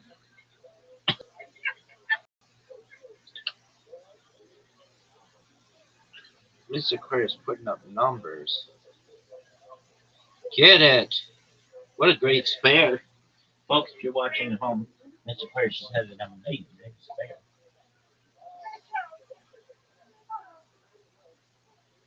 That was funny. Rabbi, I needed that laugh. You're welcome, madam. All right, the cow. He gets the spare. That's there. Give me this. Garbage.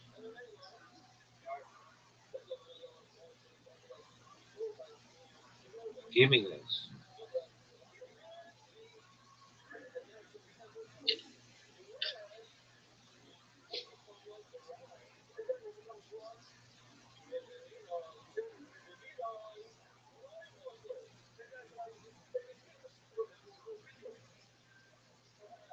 Get it. Miss Aquarius. Putting up numbers, folks. Look at her. Look at this. She's in the 70s. 74. All right, sir. What? Right. Oh, that's so. What the heck? Right, I didn't program the app, my man. Oh, nice. That was pretty good. Pretty good kickback. That's what I'm talking about. Riser, did you see that? I saw you go to strike in the warm-up game. Oh, this is tough. This is tough. Get it. Oh. Yay, you win, I win. And Riser wins. Reload. Reload. I forget it's another person. So you win, we win. Yes, ma'am. You got to remember that. Sorry, Roger. It's all good. It's just a warm-up game.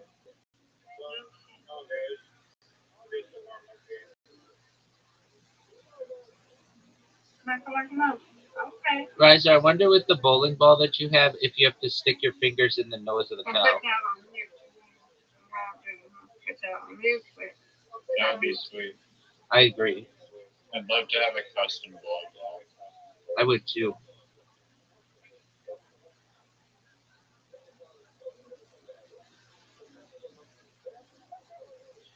Riser, nice spare. Yeah, we're gonna play GeoGuessr later. I'm gonna smoke you. Are we watching Michael tonight, Riser?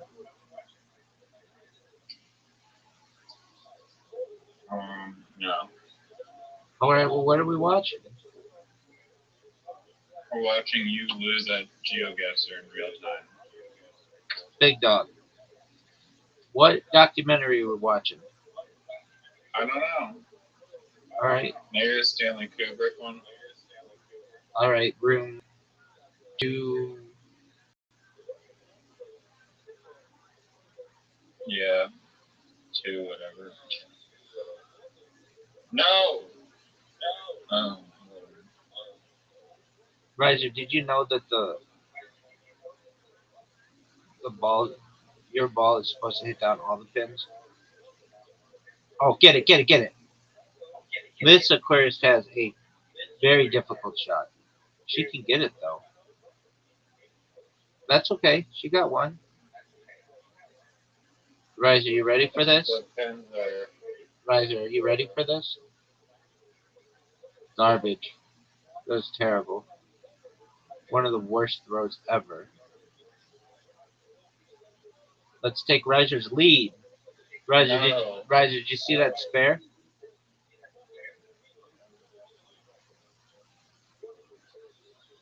Whenever I see your ball, Riser, I want to stick my fingers in the cow's nose and my thumb in its mouth. Yo, get the last one. Miss Paris, are you seeing this? I'm seeing it.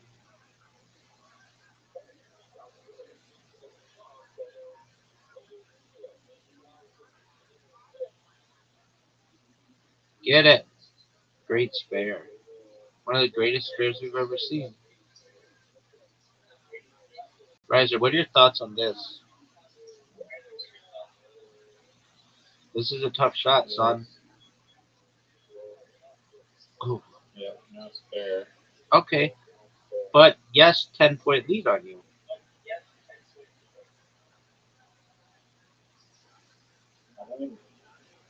I was able to roll it really fast. Do you think it has to do with your tacos? And my screen is broken. That's not cool.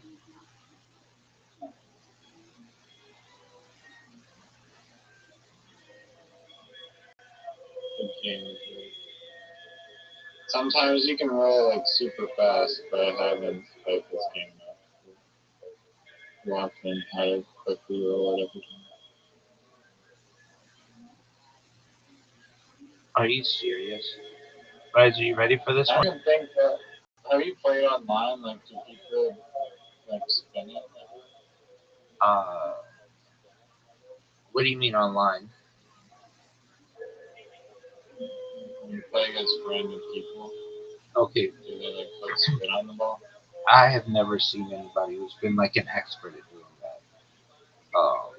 I have seen somebody in archery though who was amazing. Like they got a score of like 250. It was like, oh, they And must they're have, shooting the arrows super fast. yeah, they must have had some kind of bot. I didn't get. This is when I was at my best, and I didn't get within 100 of them. Get it? Nice fair, Isaac. And so, oh, that's Miss Aquarius. Apologies. Uh, and so that broke my will to want to play that game because it was like, no matter how good I get, somebody's gonna win me. Miss Aquarius retakes the lead.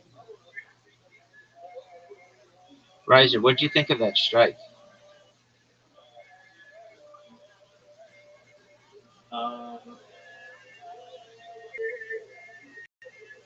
Um, you want again? Yeah, what else is new, son? Nice job, Miss Aquarius. You win, we win, we win, you win. Undefeated in bowling, undefeated in friendship. Now it's time for your. Now it's time for your friends. Option. Yeah, I'm looking at it right now. So yeah, in a minute, baby. Yeah. All right, All right. Riser, you ready to lose in Scrabble? Yeah. Okay, so here's my question to you. I understand if you want to consider the first bowling game that we played to be quote unquote practice or whatever, warm up. But what is your explanation for the second performance of yours? I was literally eating tacos. Wasn't I mean, again, that sounds like a you problem, not a me problem, dog. I? It's okay. Are you ready for your Never in? mind. Dog? Are you ready for your invite? I'm waiting. Everyone in the world, in the history of the entire world, is waiting for this. Okay.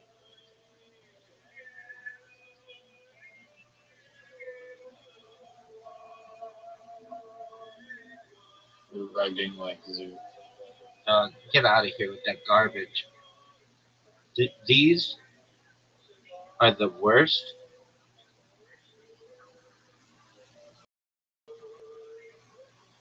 The worst.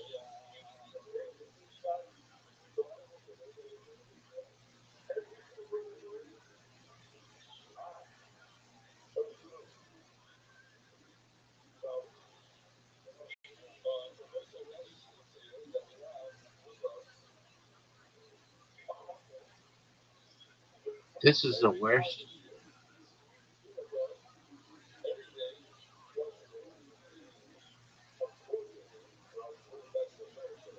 Worst. The worst. How many excuses do you need? Dog. Yesterday, you were given the best setup of tiles in the history of the game. You had a Z, a Q, a J, an X, a blank, all the S's.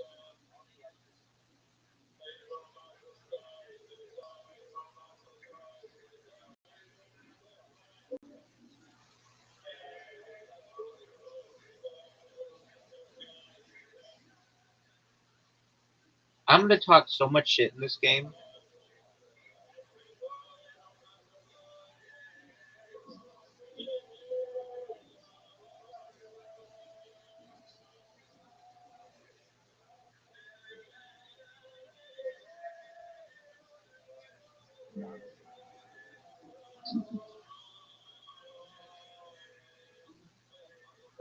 Have you played Chip and Putt ever?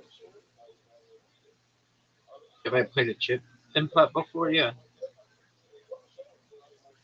There's an amazing Chip and Putt in the forest where I live up this dirt road, and it's like a secret Chip and Putt. And it's like Is it? It's free too. I was just gonna say, is it free? It's just like super baller.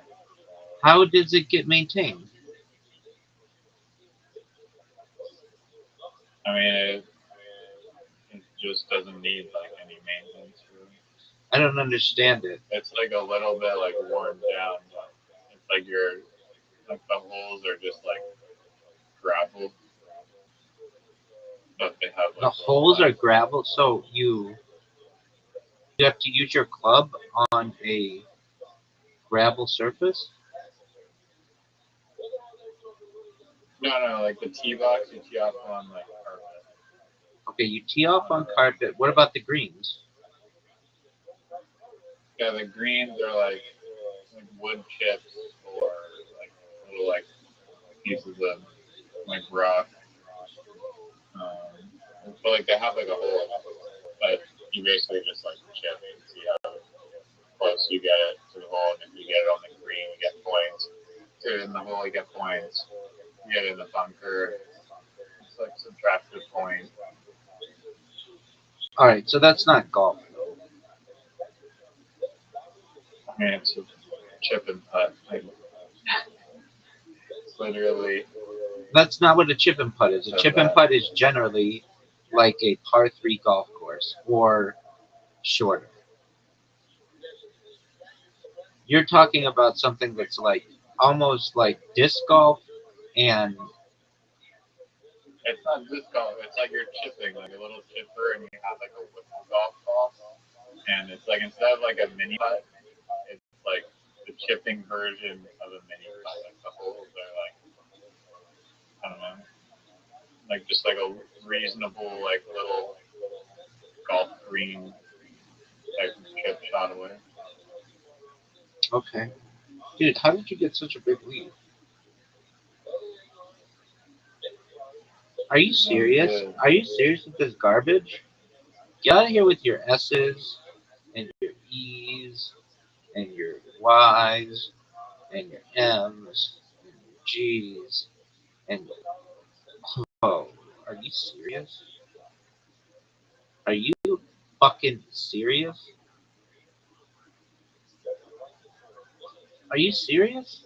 It's over. It's over for you. I'm gonna have the greatest comeback in the history of this game, son.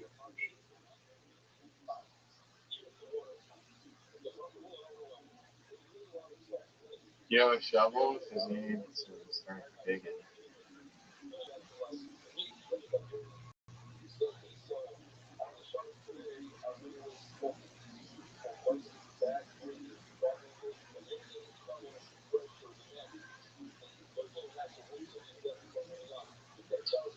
I can't believe that this game is rigged against just what I am, who I am, everything for which I stand. Dog, you didn't even ask me. Are you serious? You make it an S? Are you fucking serious?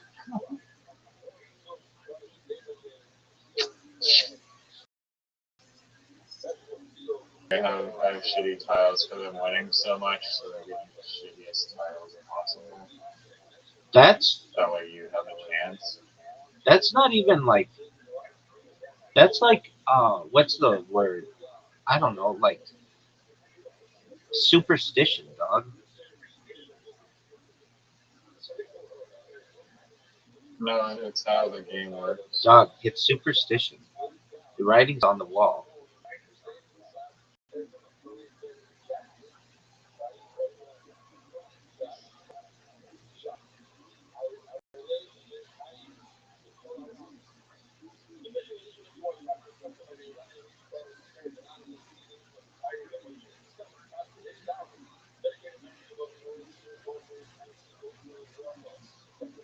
I don't think that would work. I don't think that would work.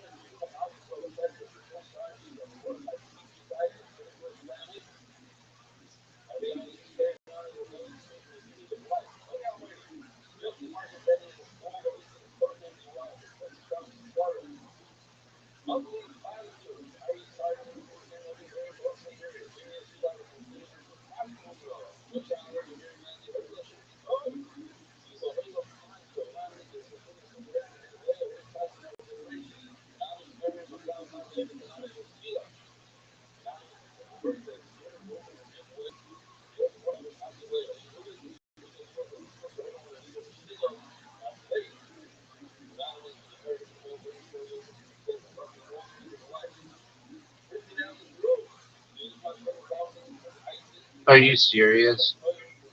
That was great, dude. That was great.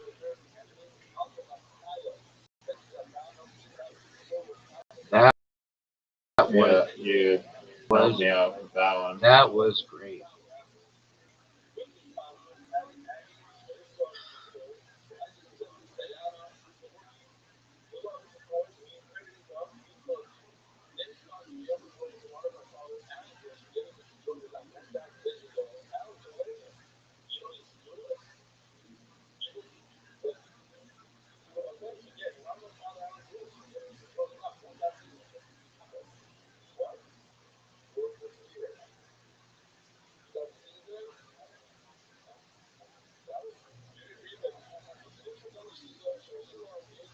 Folks, he just triple word scored on a few.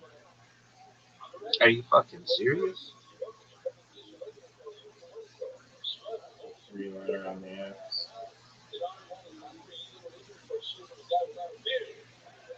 I don't have that big one anymore. Yeah, you should have a giant one. You should have a giant one. You've been playing absolute trash.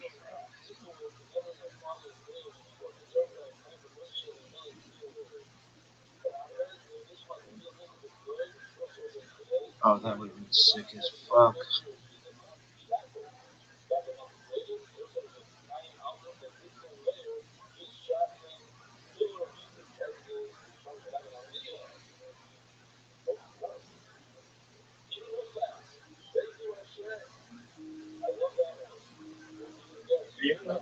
How's that not a word? I mean, do you really want me to go into the depth of the dictionary? Do you want me to read you the dictionary? It starts out with like aardvark, dog. Aardvark. Next word.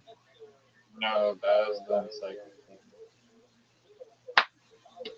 Uh, how did your dictionary start? You think it goes AR? You think the first? No, is AR? aardvark is spelled with two A's, dog. AA. All right. All right. I mean, what do you want me to do? Do I have to teach you how to spell? Yo, this is bullshit. You can talk to my fucking ex. Okay, I'll let you Yeah, go I need more again. time. I'll let you go again. You fucking But then I'm going to talk shit like a motherfucker. Dog, you have a 56 point lead, and you're asking for redos? This is garbage, folks. Oh, you're distracting me. And I gave you a free chance so that you could talk about whatever you wanted to do, whatever you want. We're having to hear, we're having to spell the word aardvark for you, dog. Aardvark. Are you serious? I forgot it was a trick word. How is that a trick word? Everyone knows it's a trick word. All right. Well, your 56 point lead is down to 46, baby. Come on, dog. Don't F up. That was good.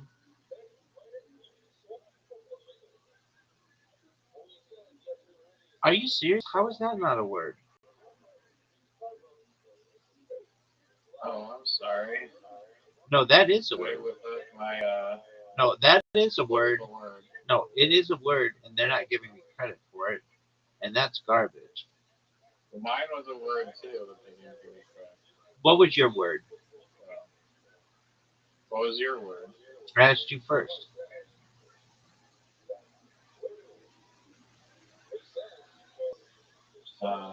Is egoic.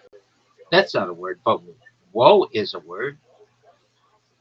This is bullshit. W. This is bullshit. Oh. This is bullshit. No, This W. What was spelled like WH? O A it's spelled both ways. or A. Yeah, I know. No, it's spelled a bunch of different ways. Egoic is a word. Egoic is not a word. What is egoic? What does that mean? when you're using your ego. Okay, no. I'm gonna search it up because I've seen it in text before. Are you sure you're not thinking egotistic? Yeah. Egoic.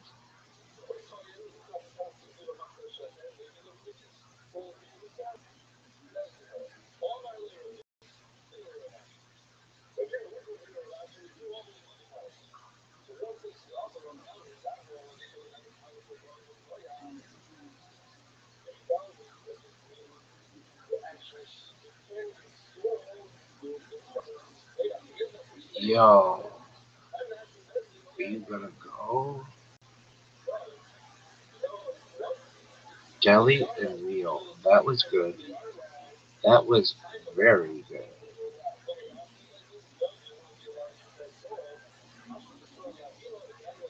Egoic is an adjective describing thoughts, behaviors, or programs relating to the ego. Okay, fake news, dog. That's cool. That's really cool. It's a real word. Fake news. And this game robbed me of my real word. Okay, that's cool. And I like that you want to tell that story.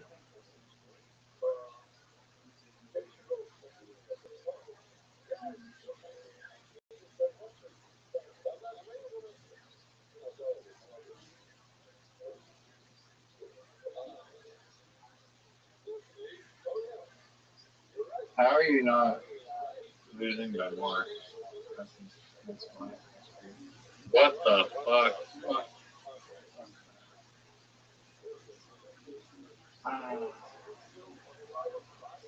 This game is so over. It's not even You're close. gonna get It's not even goddamn whatever virus. Hantavirus. Hantavirus. Hantavirus. Santa virus. Dog, I didn't get COVID. I didn't get Ebola. Do you know how many end of the worlds I've been through? Ebola, the 2012 Mayan calendar, the Cold War, dog. I'm fucking bulletproof.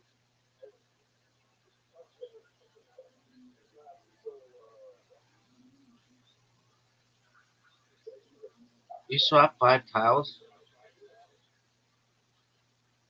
Yeah, I mean there's nowhere to place tiles, so I have is in a bit of a corner.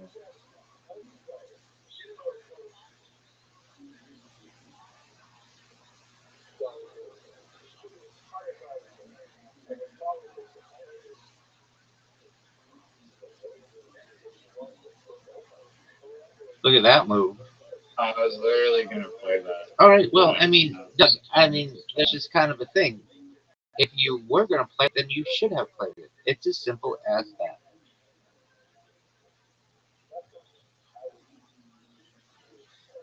Folks, we're down 47 points. This would take. We would need all the yogurts in the world to make this comeback.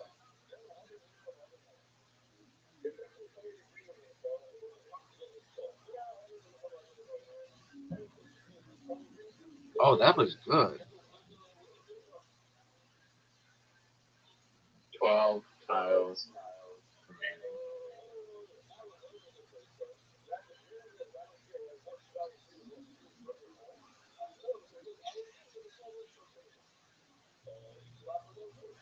That's a word.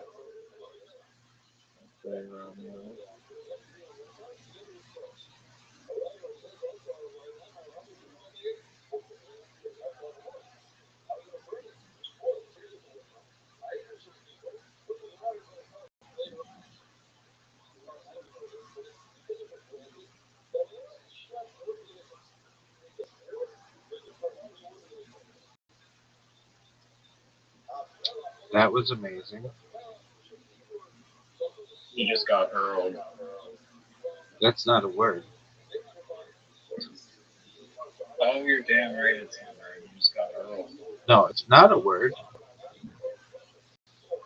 Earl is a high-ranking member. No, I know what Earl is. Earl is not a word. A marquise and above a viscount. I know that. Everybody knows that. That's not news to anybody. What is news to Just people? got hurled. Hurled is not a word. Hurl is a word. I'm saying Hurled you is just not a got word. hurled.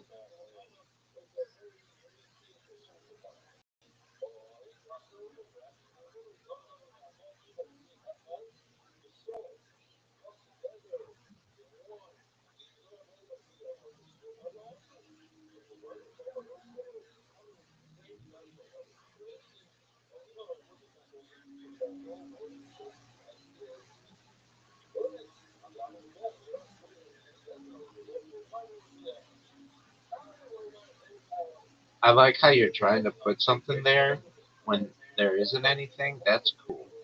It's really one of the coolest attempts in the history of humankind.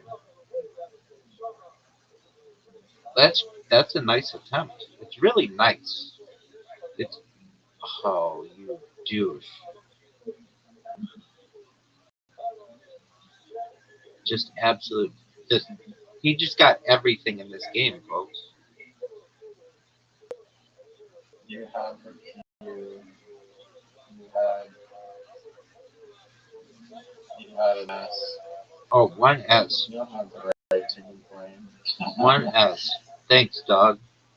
Thanks for the S.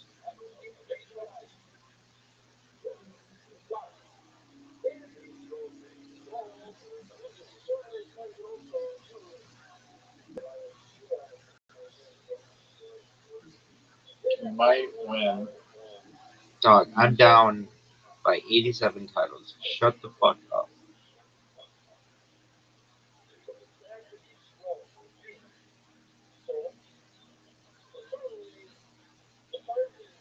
No, I'm kind of screwed here. Oh, really fucking screwed. I only have 12 S's and all the other good stuff.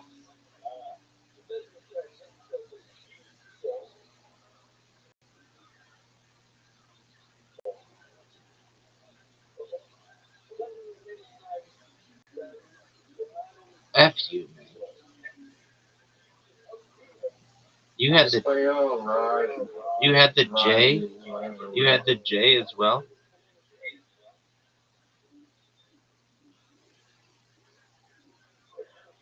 I should have played it above the L there. I guess when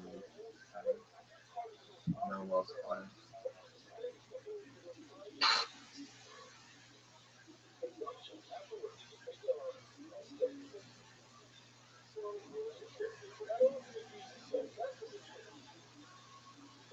Dude, like, so much of the board hasn't been used. It's pretty ridiculous. Probably it can be used.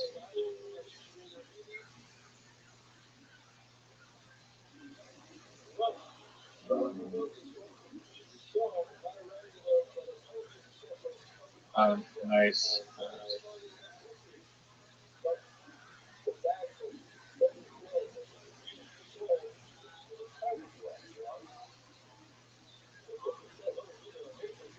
Dude, I made this bot. It took me like all night. But it's so good. It posts 10 simultaneous blog posts on 10 different blogs, which allows me to dominate search engine optimization.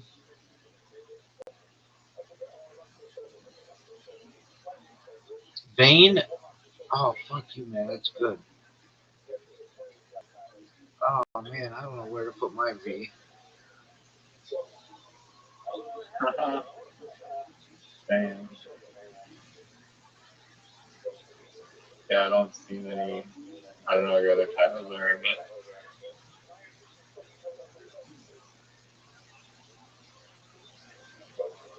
Wait, what's the bot does what? It posts. Definitely doesn't dominate in literati.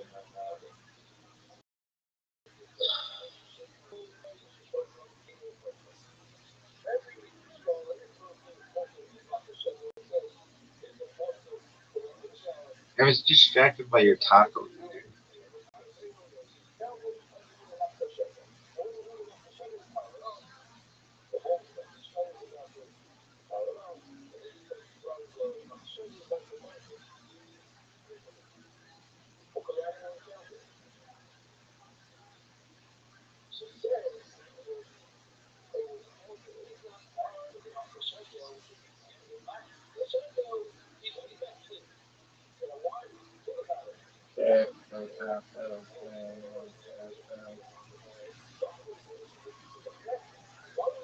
So anyway, this bot, it also puts a picture and puts titles in the picture, titles in the blog post, and the blog post can be about whatever I want it to be on. It's on like floating cities and like amazing shit.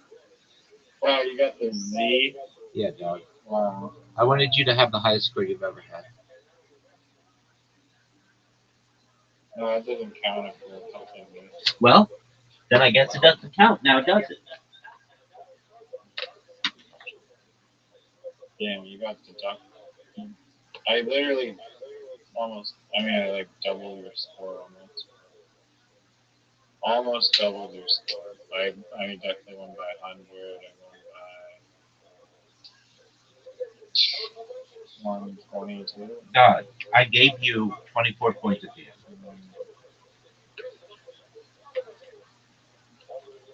Yeah, I know.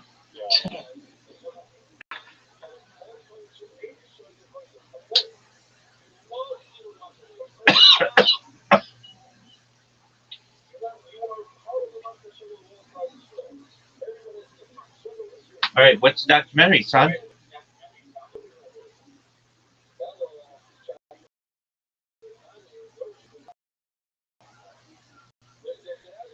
I get to pick it.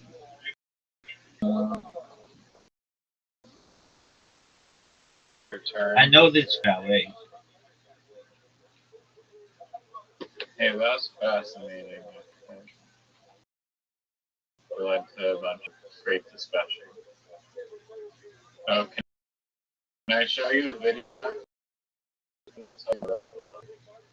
So I spent a bunch of time like working on this stupid little like G-Score account because I just wanted to make like a viral account.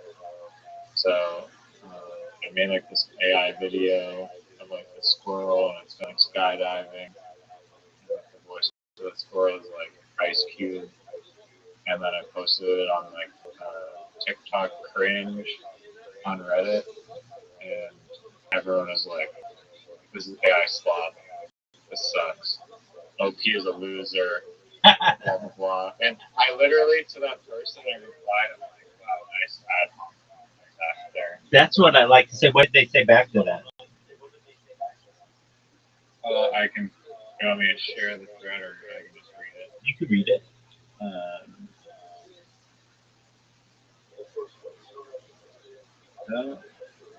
You score replied to your post. Low score with less than 10 votes after a 36-hour period are removed to keep viewer engagement. Let me find this. Person was jousting with back and forth.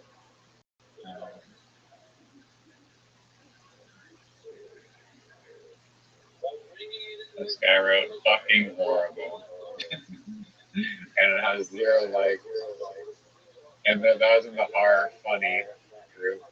They didn't like that. Wait, you were able to put it in R funny? Yeah, but people didn't like it. So Slip and Slops or AI Slop, OP is a loser. Remember, if you block a Redditor, it stops all their posts from showing up in your feed. That was the top comment. And I was like, wait, I don't see any rules where it mentions no AI allowed. And they're like, it's not about rules. It's just a social rule. You can do it. Everybody's just going to judge you for it and hate you for cluttering up the sub with AI shit no one wants. I have a feeling there are a lot of social cues you don't pick up on. And I was like, resorting to ad hominem attacks. Awesome. Do you think AI wrote the script, edited it, and decided which camera angles and scenes to use?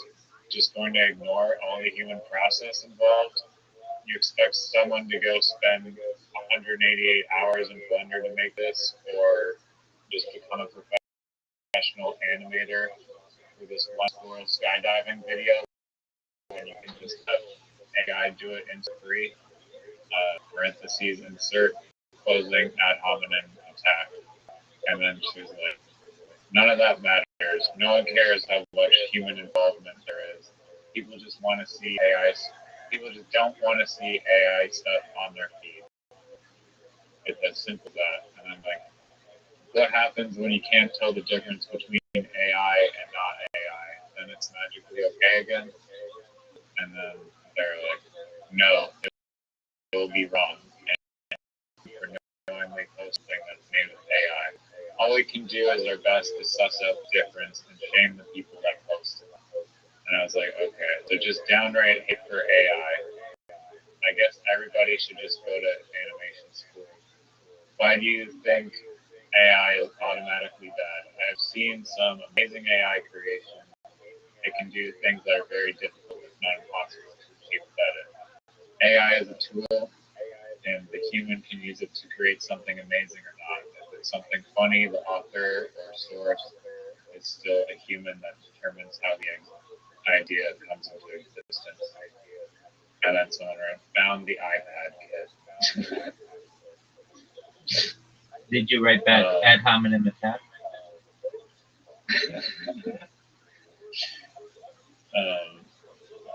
I don't know, someone defended me and said, why is OP a loser? Try not to be negative. But I don't know. People just hated it. I think it was the best thing ever. Yeah, if you want to watch the video and judge for yourself. Yeah, I do. I do. And I'm going to create an account. I'm going to shit on it, and then I'm going to get banned because everybody hates me on all the websites. You're going to try and Earl on my Reddit post? That's not a word. Earl now means to shit on. Or you got Earl. No, it doesn't. Earls are cool. No, Earls are cool. Squirrels are cool. Earls are you got shit on. Earls are cool too, dog. Alright, let's see your fucking thing. Stream it, dog. I'm waiting. Oh. You need me to stream it? I sent you the Reddit link. Oh, that's too much work. Just stream it.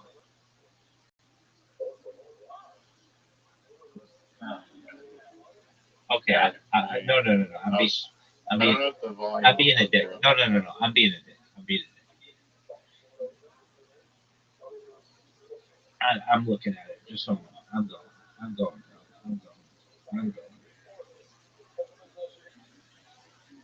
G Squirrel goes skydiving. Alright, I already don't like the title.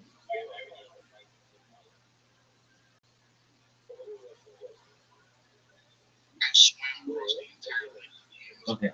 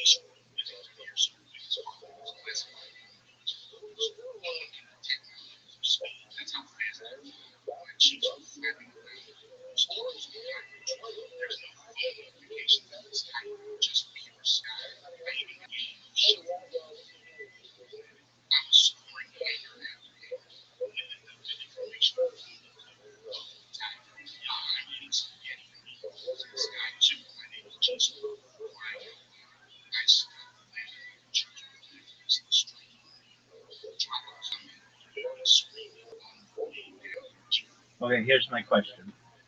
Was this at any time ever posted to TikTok? Yeah, I posted it on my TikTok. Then it's perfect. Then that's exactly what this fucking subreddit's for.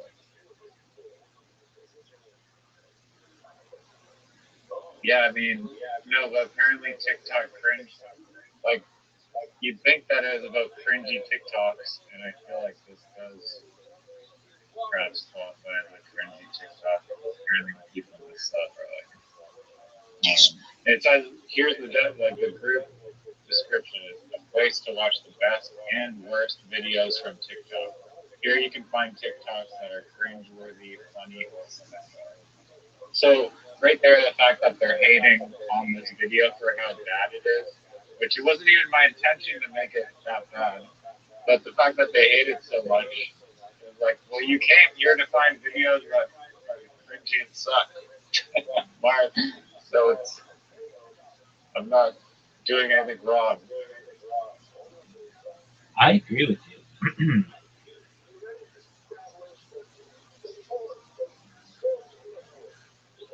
No, was it the most funny video in the entire universe?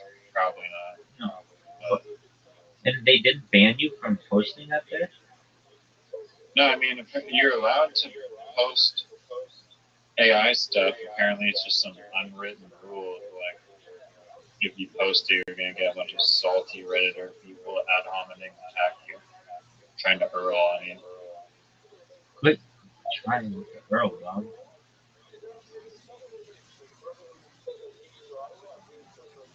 How would you make?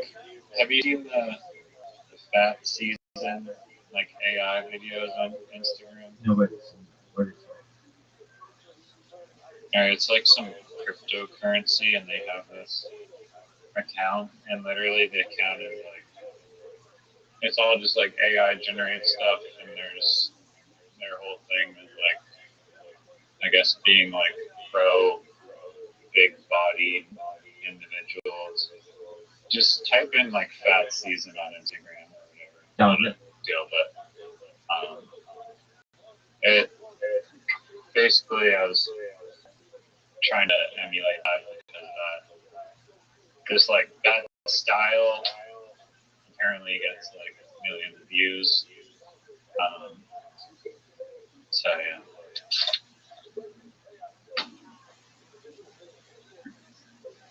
How do you think the video could have improved?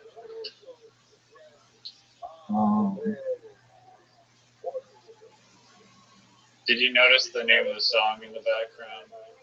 No, dude. Just a moment. I got to look at it.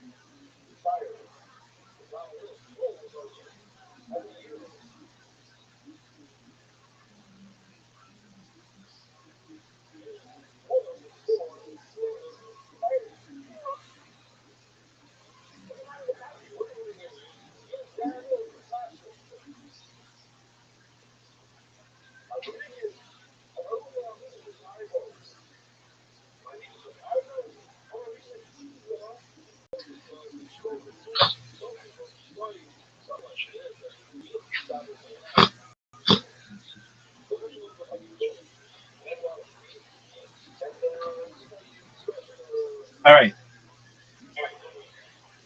I kind of liked it. Did you have time to reflect? Yeah, I did. Oh, thank you. I kind of liked it. The animation, everything was really good. You make a valid point. Like, dude, it would take so long to make this in Blender that what's even the point? Just for like that one video, and it it was entertaining. It reminded me of like Alvin and the Chipmunks um or Chippendale. It was exciting. It had the squirrel jumping through the air and like meeting up with the tigers. I like that you introduced the tigers. It's like you only had 1 minute. You actually brought in like other characters, and they played shuffleboard on in the skydiving, and it had a story. Uh, so what do I like? What I didn't notice. What was the It song? was family-friendly content. That's absolutely true. What was the song in the Like, there background? was Cindy, whatever, time after time. Oh, okay, yeah, Cindy Lauper. Yeah. Yeah, that song was written by Prince. Was it? I think Prince also had a cover of that song. It's a fire song.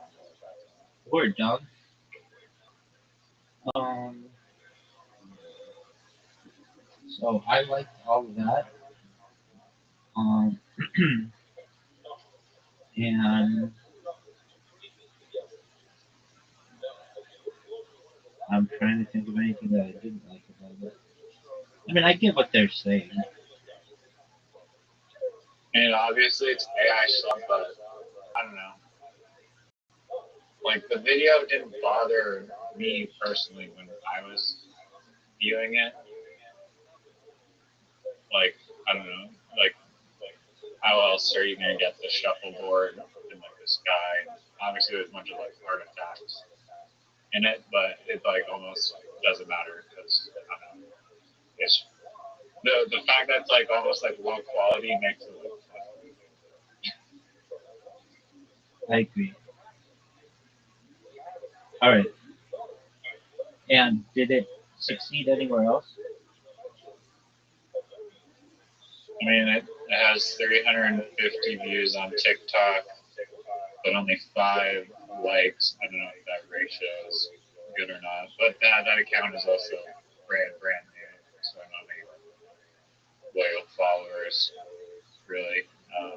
I didn't really get any followers from it, but I got 5 likes and 1 favorite on TikTok, and I haven't posted on Instagram yet. I also have another one about G Squirrel going to the movie theater to play Dance Dance Revolution, but I think I did not do a good enough. I mean, it was decent enough, but I would have changed like one little thing at the start. But I still think it's funny. Okay. All right. I'm looking through all of the things on. Yeah, people hate it though Oh, on Reddit. yeah. They think it's terrible. Yeah. Um, dude, there used to be so many documentaries.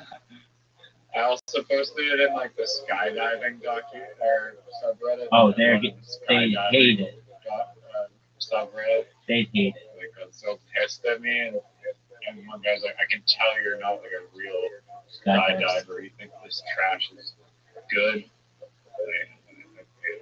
I didn't respond to that. Ad hominem. Good for you, dude. You skydive. Okay, like, great. Right. Dude, I've heard an interesting one.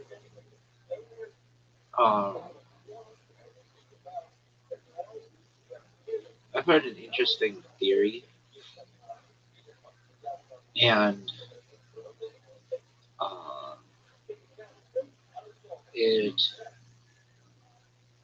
here it is. All right, you ready? You ready for the documentary? I don't know. Let me see what the comments say. I've heard of this theory before, but I don't know too much about it.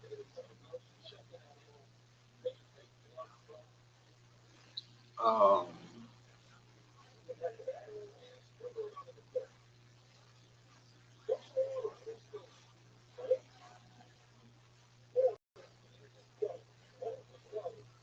okay, is it good? I mean, people are shitting on him, just like they shit on you. But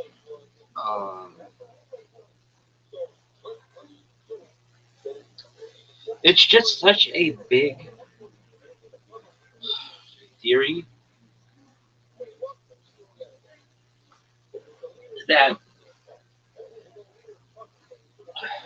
I know you're gonna be like, what's the theory? I think we've watched it before. Watched something similar before. Okay, we were watching. I think we watched it together. I made you watch it. On Joe Rogan, they had this guy who's the head of a venture capital firm. In, What was the McDonald's one? Like McMillions or that dude? oh yeah, dude! If you want to watch McMillions, I'll watch it. But it's a 7-part. Ray Kroc. No, that's different. That's the founder. That's one of the best movies of the last decade. Okay, I haven't seen either. What's McMillions like? McMillions is the story of the McDonald's Monopoly pieces. McDonald's used to have a game. I guess they still do. Oh yeah, no, I watched it like on YouTube documentary. Yeah. So I already know that story. Yeah. And the Ray Kroc one, I have not. The Ray Kroc one is. It's like my favorite movie of the last 10 years. All right, but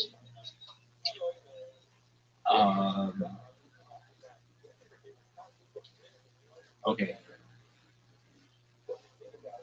I want to just say this. I just want to say this theory. Yo, dog, are you throwing your phone through an elevator shaft?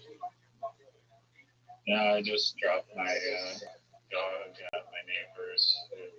Oh, accepted to be a professional dog trainer. Yeah, dude, the lady who's a 50-year-old 10. Dude, you don't think that I fucking forgot about this hoe? Yeah. She's hot as fuck. Yeah. Yo, lady, you're hot as fuck. She is. That's amazing.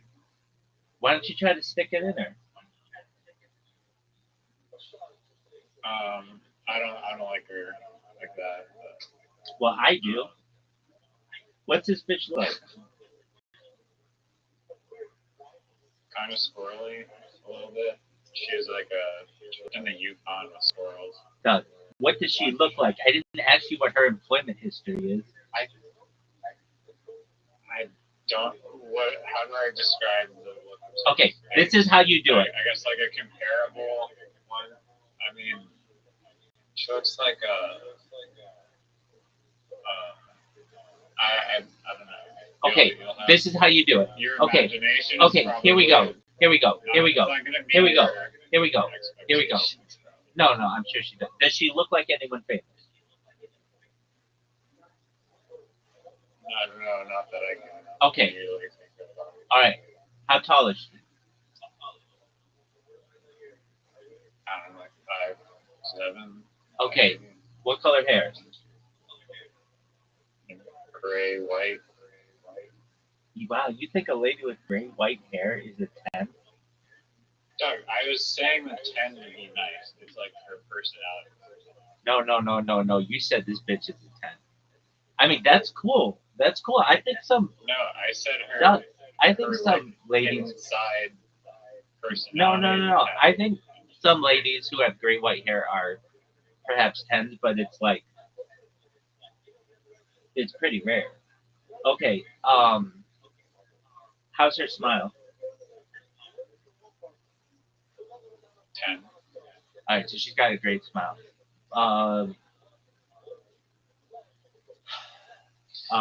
What Did is? you stop probing me about this? Does she I have? don't know if she's like a 10. I think she's like a really. No, no, nobody wants that. Nobody gives a shit about that. Does she have huge tits? No. Okay. Well then, Dude, go and direct the attention of your monkey brain. oh, maybe I'll do it to your previous Reddit posts, Mr. Monkey Sure. Brain. Oh yeah, you can. Skydiving squirrel gets your rocks off. It's just in my mind I have this lady to be like. I mean, maybe it's just 10%. If she was Pamela Anders, I'd be over there right now. Okay, all right, there you go. All right, so this theory is an interesting one. I think we watched it. It was Mark Andreessen. He's the guy who like does venture capital. He was on the Joe Rogan Experience, and he's like, nuclear weapons aren't real. And Joe Rogan's like, what are you talking about? And he's like, nuclear weapons, they're not real. Have you ever seen the Trinity site video? And Joe Rogan's like, huh? And they look at it, and they use miniatures. Did I make you watch that? No, that's crazy. Oh, so yeah. No. You've got to watch this. Just, I don't want to put you through. Is it a documentary or Joe Rogan? Both. But I want you to see just it's such. Don't spoil the documentary if there's a documentary. No, I've never seen the documentary. That's why I said, like, whenever I hear one of these theories that I don't know that much about, I keep it in the back of my head, and then I'm like, I need to do more research on that. So type into YouTube Mark Andreessen. It's not Anderson. It's AND. Yeah, no, I know. I think it has 2 A's in there. No, 2 E's though.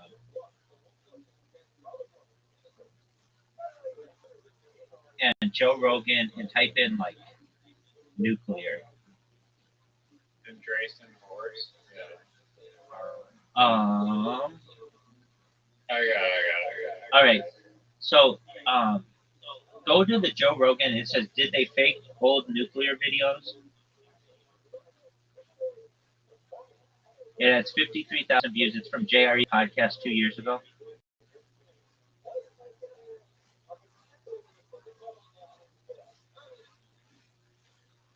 Is he saying that Oppenheimer is a scam?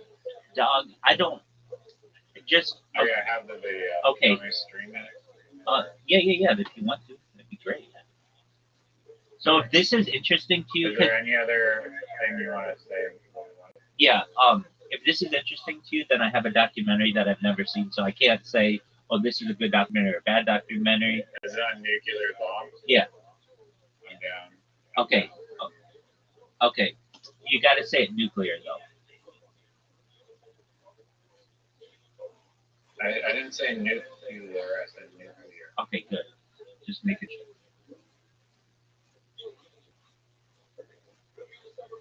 Yeah, so we'll watch this 7-minute one. And if you think this is interesting, then we'll watch the. If you're just like, dude, you're bonkers on this one, I'll be like, okay, well then Mark Andreessen and I can jerk each other off in the corner, but it doesn't look real to me. Okay. But I think you'll see it, and you'll be like, oh, dude, those are miniatures. Okay.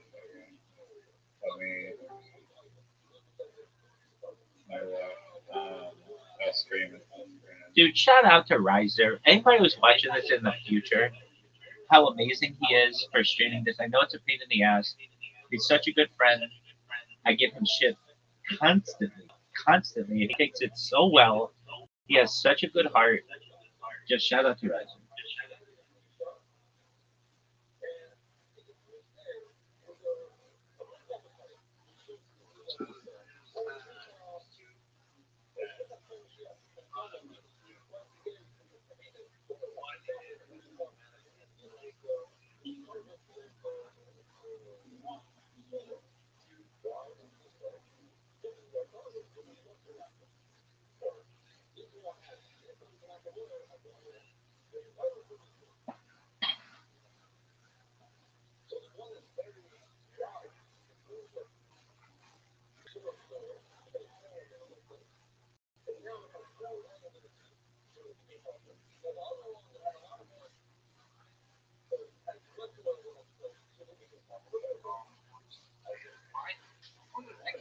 Riser, if you can hear me, this is not it.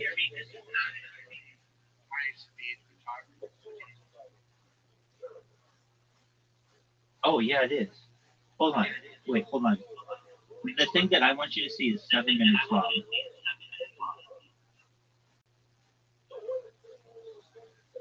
I can send it to you.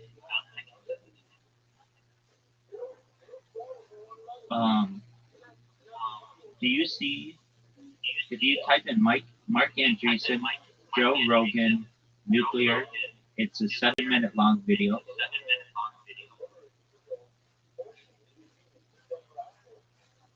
From JRE podcast, 53,000 people. That's what it looks like. That's exactly what it looks like. Ooh. Okay. Not this one first that we were just watching. No, because that one, everybody like already believes that they're a thing. I want to hear what Mark Andreessen said. I mean, you're saying that this guy, old guy talking, you're saying that they're legit. Yeah. Okay, well, can we just finish? Absolutely. Absolutely. Absolutely. I want to see who's lying.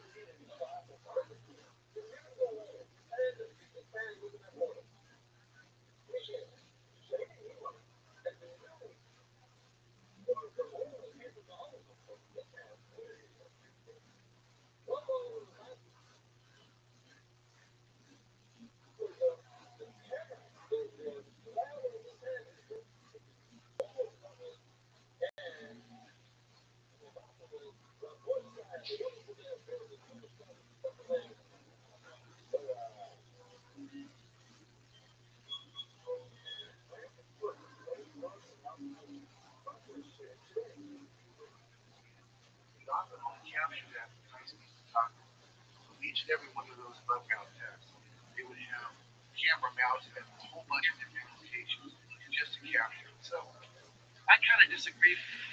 Hello, my name is Joseph Kent. I'm the Chief Media Officer and Curator here at the Atomic Theater. Right next to me is the Rappatronic camera. The Rappatronic camera was designed in the 1940s at MIT by Harold Doc Nicolay. You can use cameras like these as a test site to capture the progression of an atomic bomb right after detonation. We captured within milliseconds of that explosion. They would place these cameras around.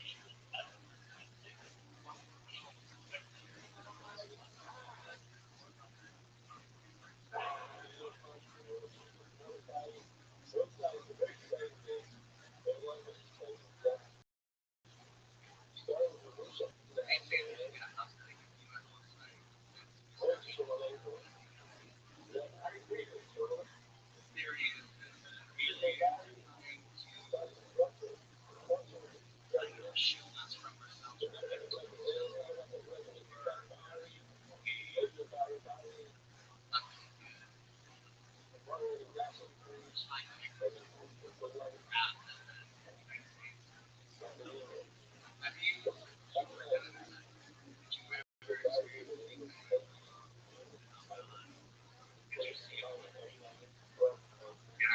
started out there in 1989. Never saw a UFO out there.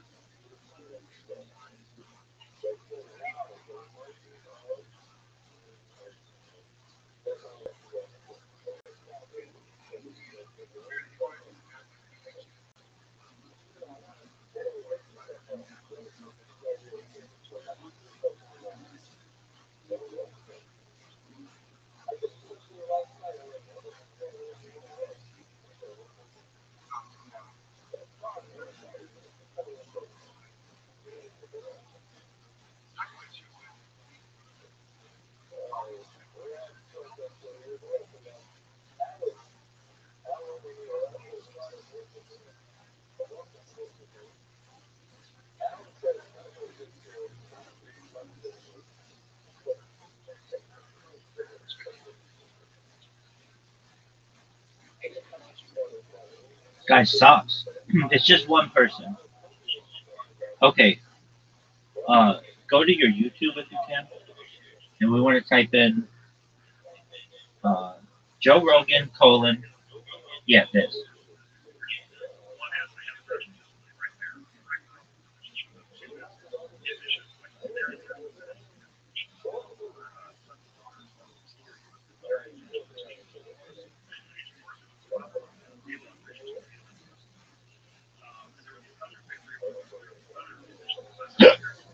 I don't know if this is it.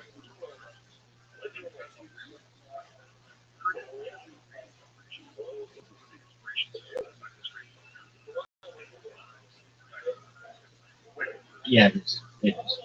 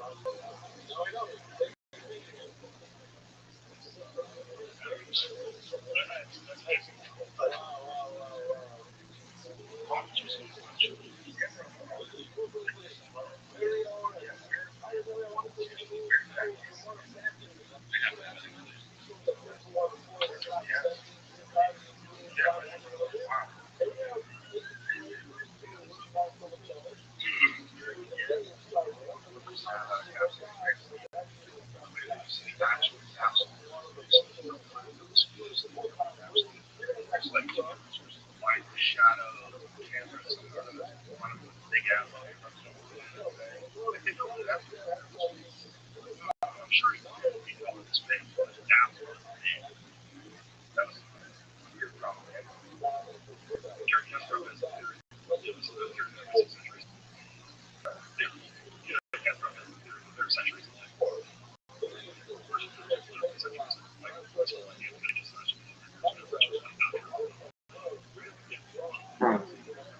There's something about that. Whatever.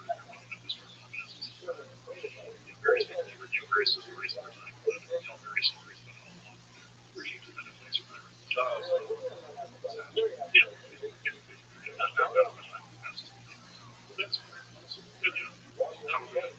it's important. That's why I always have conversations about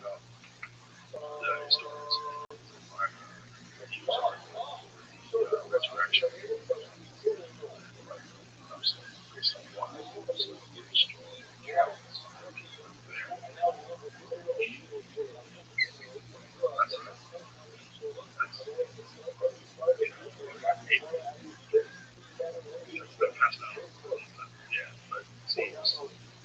Pretty to go just on that. It's so hard to find out what happened 20 years ago. Yeah. What's going on? How are these talk about the Iraq? What happened? What was the situation? Because it's going to spin.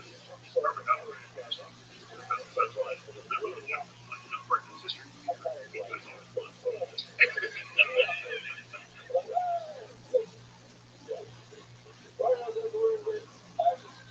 What are your thoughts?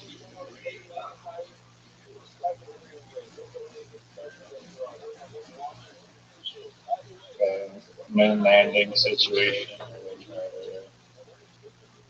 to convince their oppositions that they have capabilities that they don't have. I'm in agreement with you. And now think about this is 40, this is 20 plus years before that. So then the theory is, all right, like, do you know how they're miniatures or they look like miniatures? I mean, like there's an argument to be made that it assume that they were true, that they're built specifically to be blown up, so they're not going to support foundation and stuff that's going to be rickety. But No, if you watch the video, there's a car that comes out of nowhere, like they just placed it down. Yeah, but that doesn't necessarily entirely prove that it's a miniature car, a miniature building. I agree that the car appearing out of nothing is definitely suspicious as fuck. And like, who would be like? That doesn't prove that the size is any bigger or smaller than what we don't know the size. And who would be like, hey, we're about to set off a nuclear weapon. Oh, but there's not a car there. Hey, go drive the car next to the house. You know, nobody's dumb enough to do that. I mean, well, why would they make such a crucial video editing error? Because here's the thing. It was 20 years before even NASA. In the 50s. It was in the 40s. And so they never expected anybody to have the ability, like they currently do, to go back and watch this stuff in slow motion or whatever. I need to get a better picture of the timelines. Because when did Oppenheimer and that whole thing claim to have happened? Was that in the 60s? No, 40s. This is the Manhattan Project, essentially from 1940 to 1945, with the dropping of the nuclear weapons in August of 1945 on Hiroshima and Nagasaki. Now the question exists. Okay, so if all this shit didn't work. Excuse me, I need to ask a question. I don't mean to cut you out. Can I ask a question real quick? Excuse me. Go ahead. Rabbi? Yes. Who Canadian bacon? Is that tasty? Who's Canadian bacon? He's a mutual server. I mean, a mutual you. Who's Canadian bacon? I have no idea who that is. Me either. That's why I keep rejecting it. But I'm not going to reject it because I don't know if that's tasty or not. That's okay. Probably just That can't be tasty. Sit down for no Canadian Canada. no. He probably just sees that we're friends and comes in here. I don't know. There's some people who just want to send friend requests. I'm just going to leave it because I don't know who he is. That's fine. Just hit ignore. I'm ready. Okay, so I didn't mean to look down. Good night. You're okay. Sweet juice, Mr. First Deadline. So then the question riser is, what happened in Japan in 1945 with Hiroshima and Nagasaki if nuclear weapons don't exist? And the argument is that they firebombed the city. This wouldn't be the first time they firebombed the city. They firebombed Dresden in Germany. But there are a lot of questions that exist. If nuclear energy is so like deadly, like you're not able to go to Chernobyl or anything like that, then how do people still live in Hiroshima and Nagasaki and don't have like 12 heads? Well, that's a power plant versus like a explosive. Which I would think would be worse. A power plant, you can control the meltdown in like lead-lined buildings, which they had. A nuclear weapon spreads nuclear energy and radiation for hundreds of miles. Yeah, and you think that isn't there like some carbon 14 testing that you could do? I think they have measured the carbon 14 in like the atmosphere to date things, and you can date like all sorts of things in carbon 14, which is from nuclear bombs. No. The argument is that nuclear energy doesn't exist. No, that's not it. It's the fact that nuclear weapons are used. Or are nuclear weapons just this boogeyman thing that are used to invade people's countries, which has been done for the last 80 years?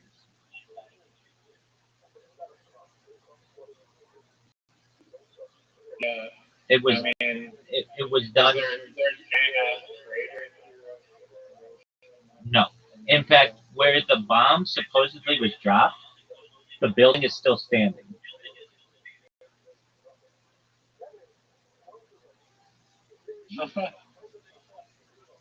And there's no giant crater.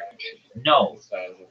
And it's not like any of the like there are people who had some radiation exposure allegedly, but it's not like millions of people. These are big cities. And you would think that like you're not allowed to be born in Nagasaki or Hiroshima. But no, I have friends who've been there. And I'm like, don't they warn you about like going into the city? They're like, no, we went to the museum. It's like absolutely fine. Yet Chernobyl is considered like a wildlife refuge now that's thriving, but you're not allowed to go within like a huge area of Ukraine because of this, which is another question. But so I think that this theory has dredged up enough interest that let's look at the documentary. It's called, just go to BitChute and say nuclear bombs don't exist.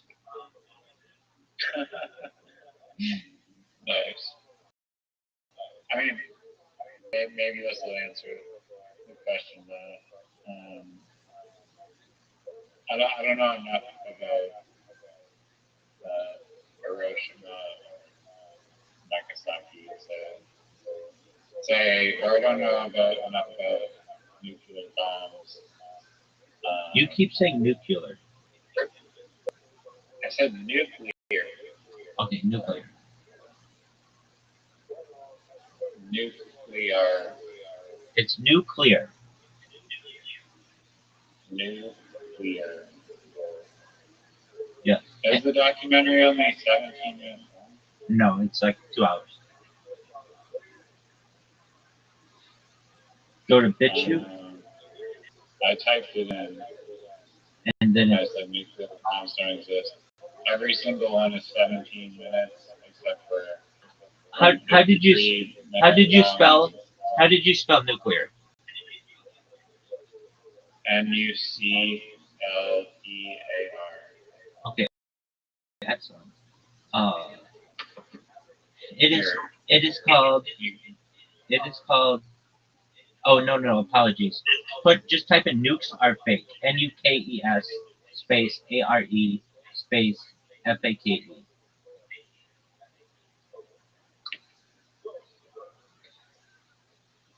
okay. And who was it by? It's 2 hours long. 153 Johnny Jen.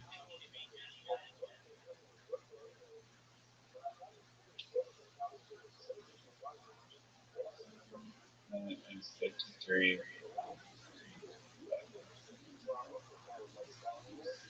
No? It's by Enzyme Media. Oh, Johnny Jim. Alright. Yeah, I have it. All right, let's roll, baby.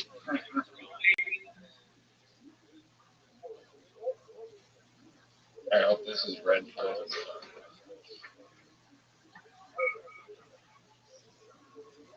I've seen a documentary like this. I don't know if it was this exact one, but it was interesting. I can't say that I believed it, but it was interesting.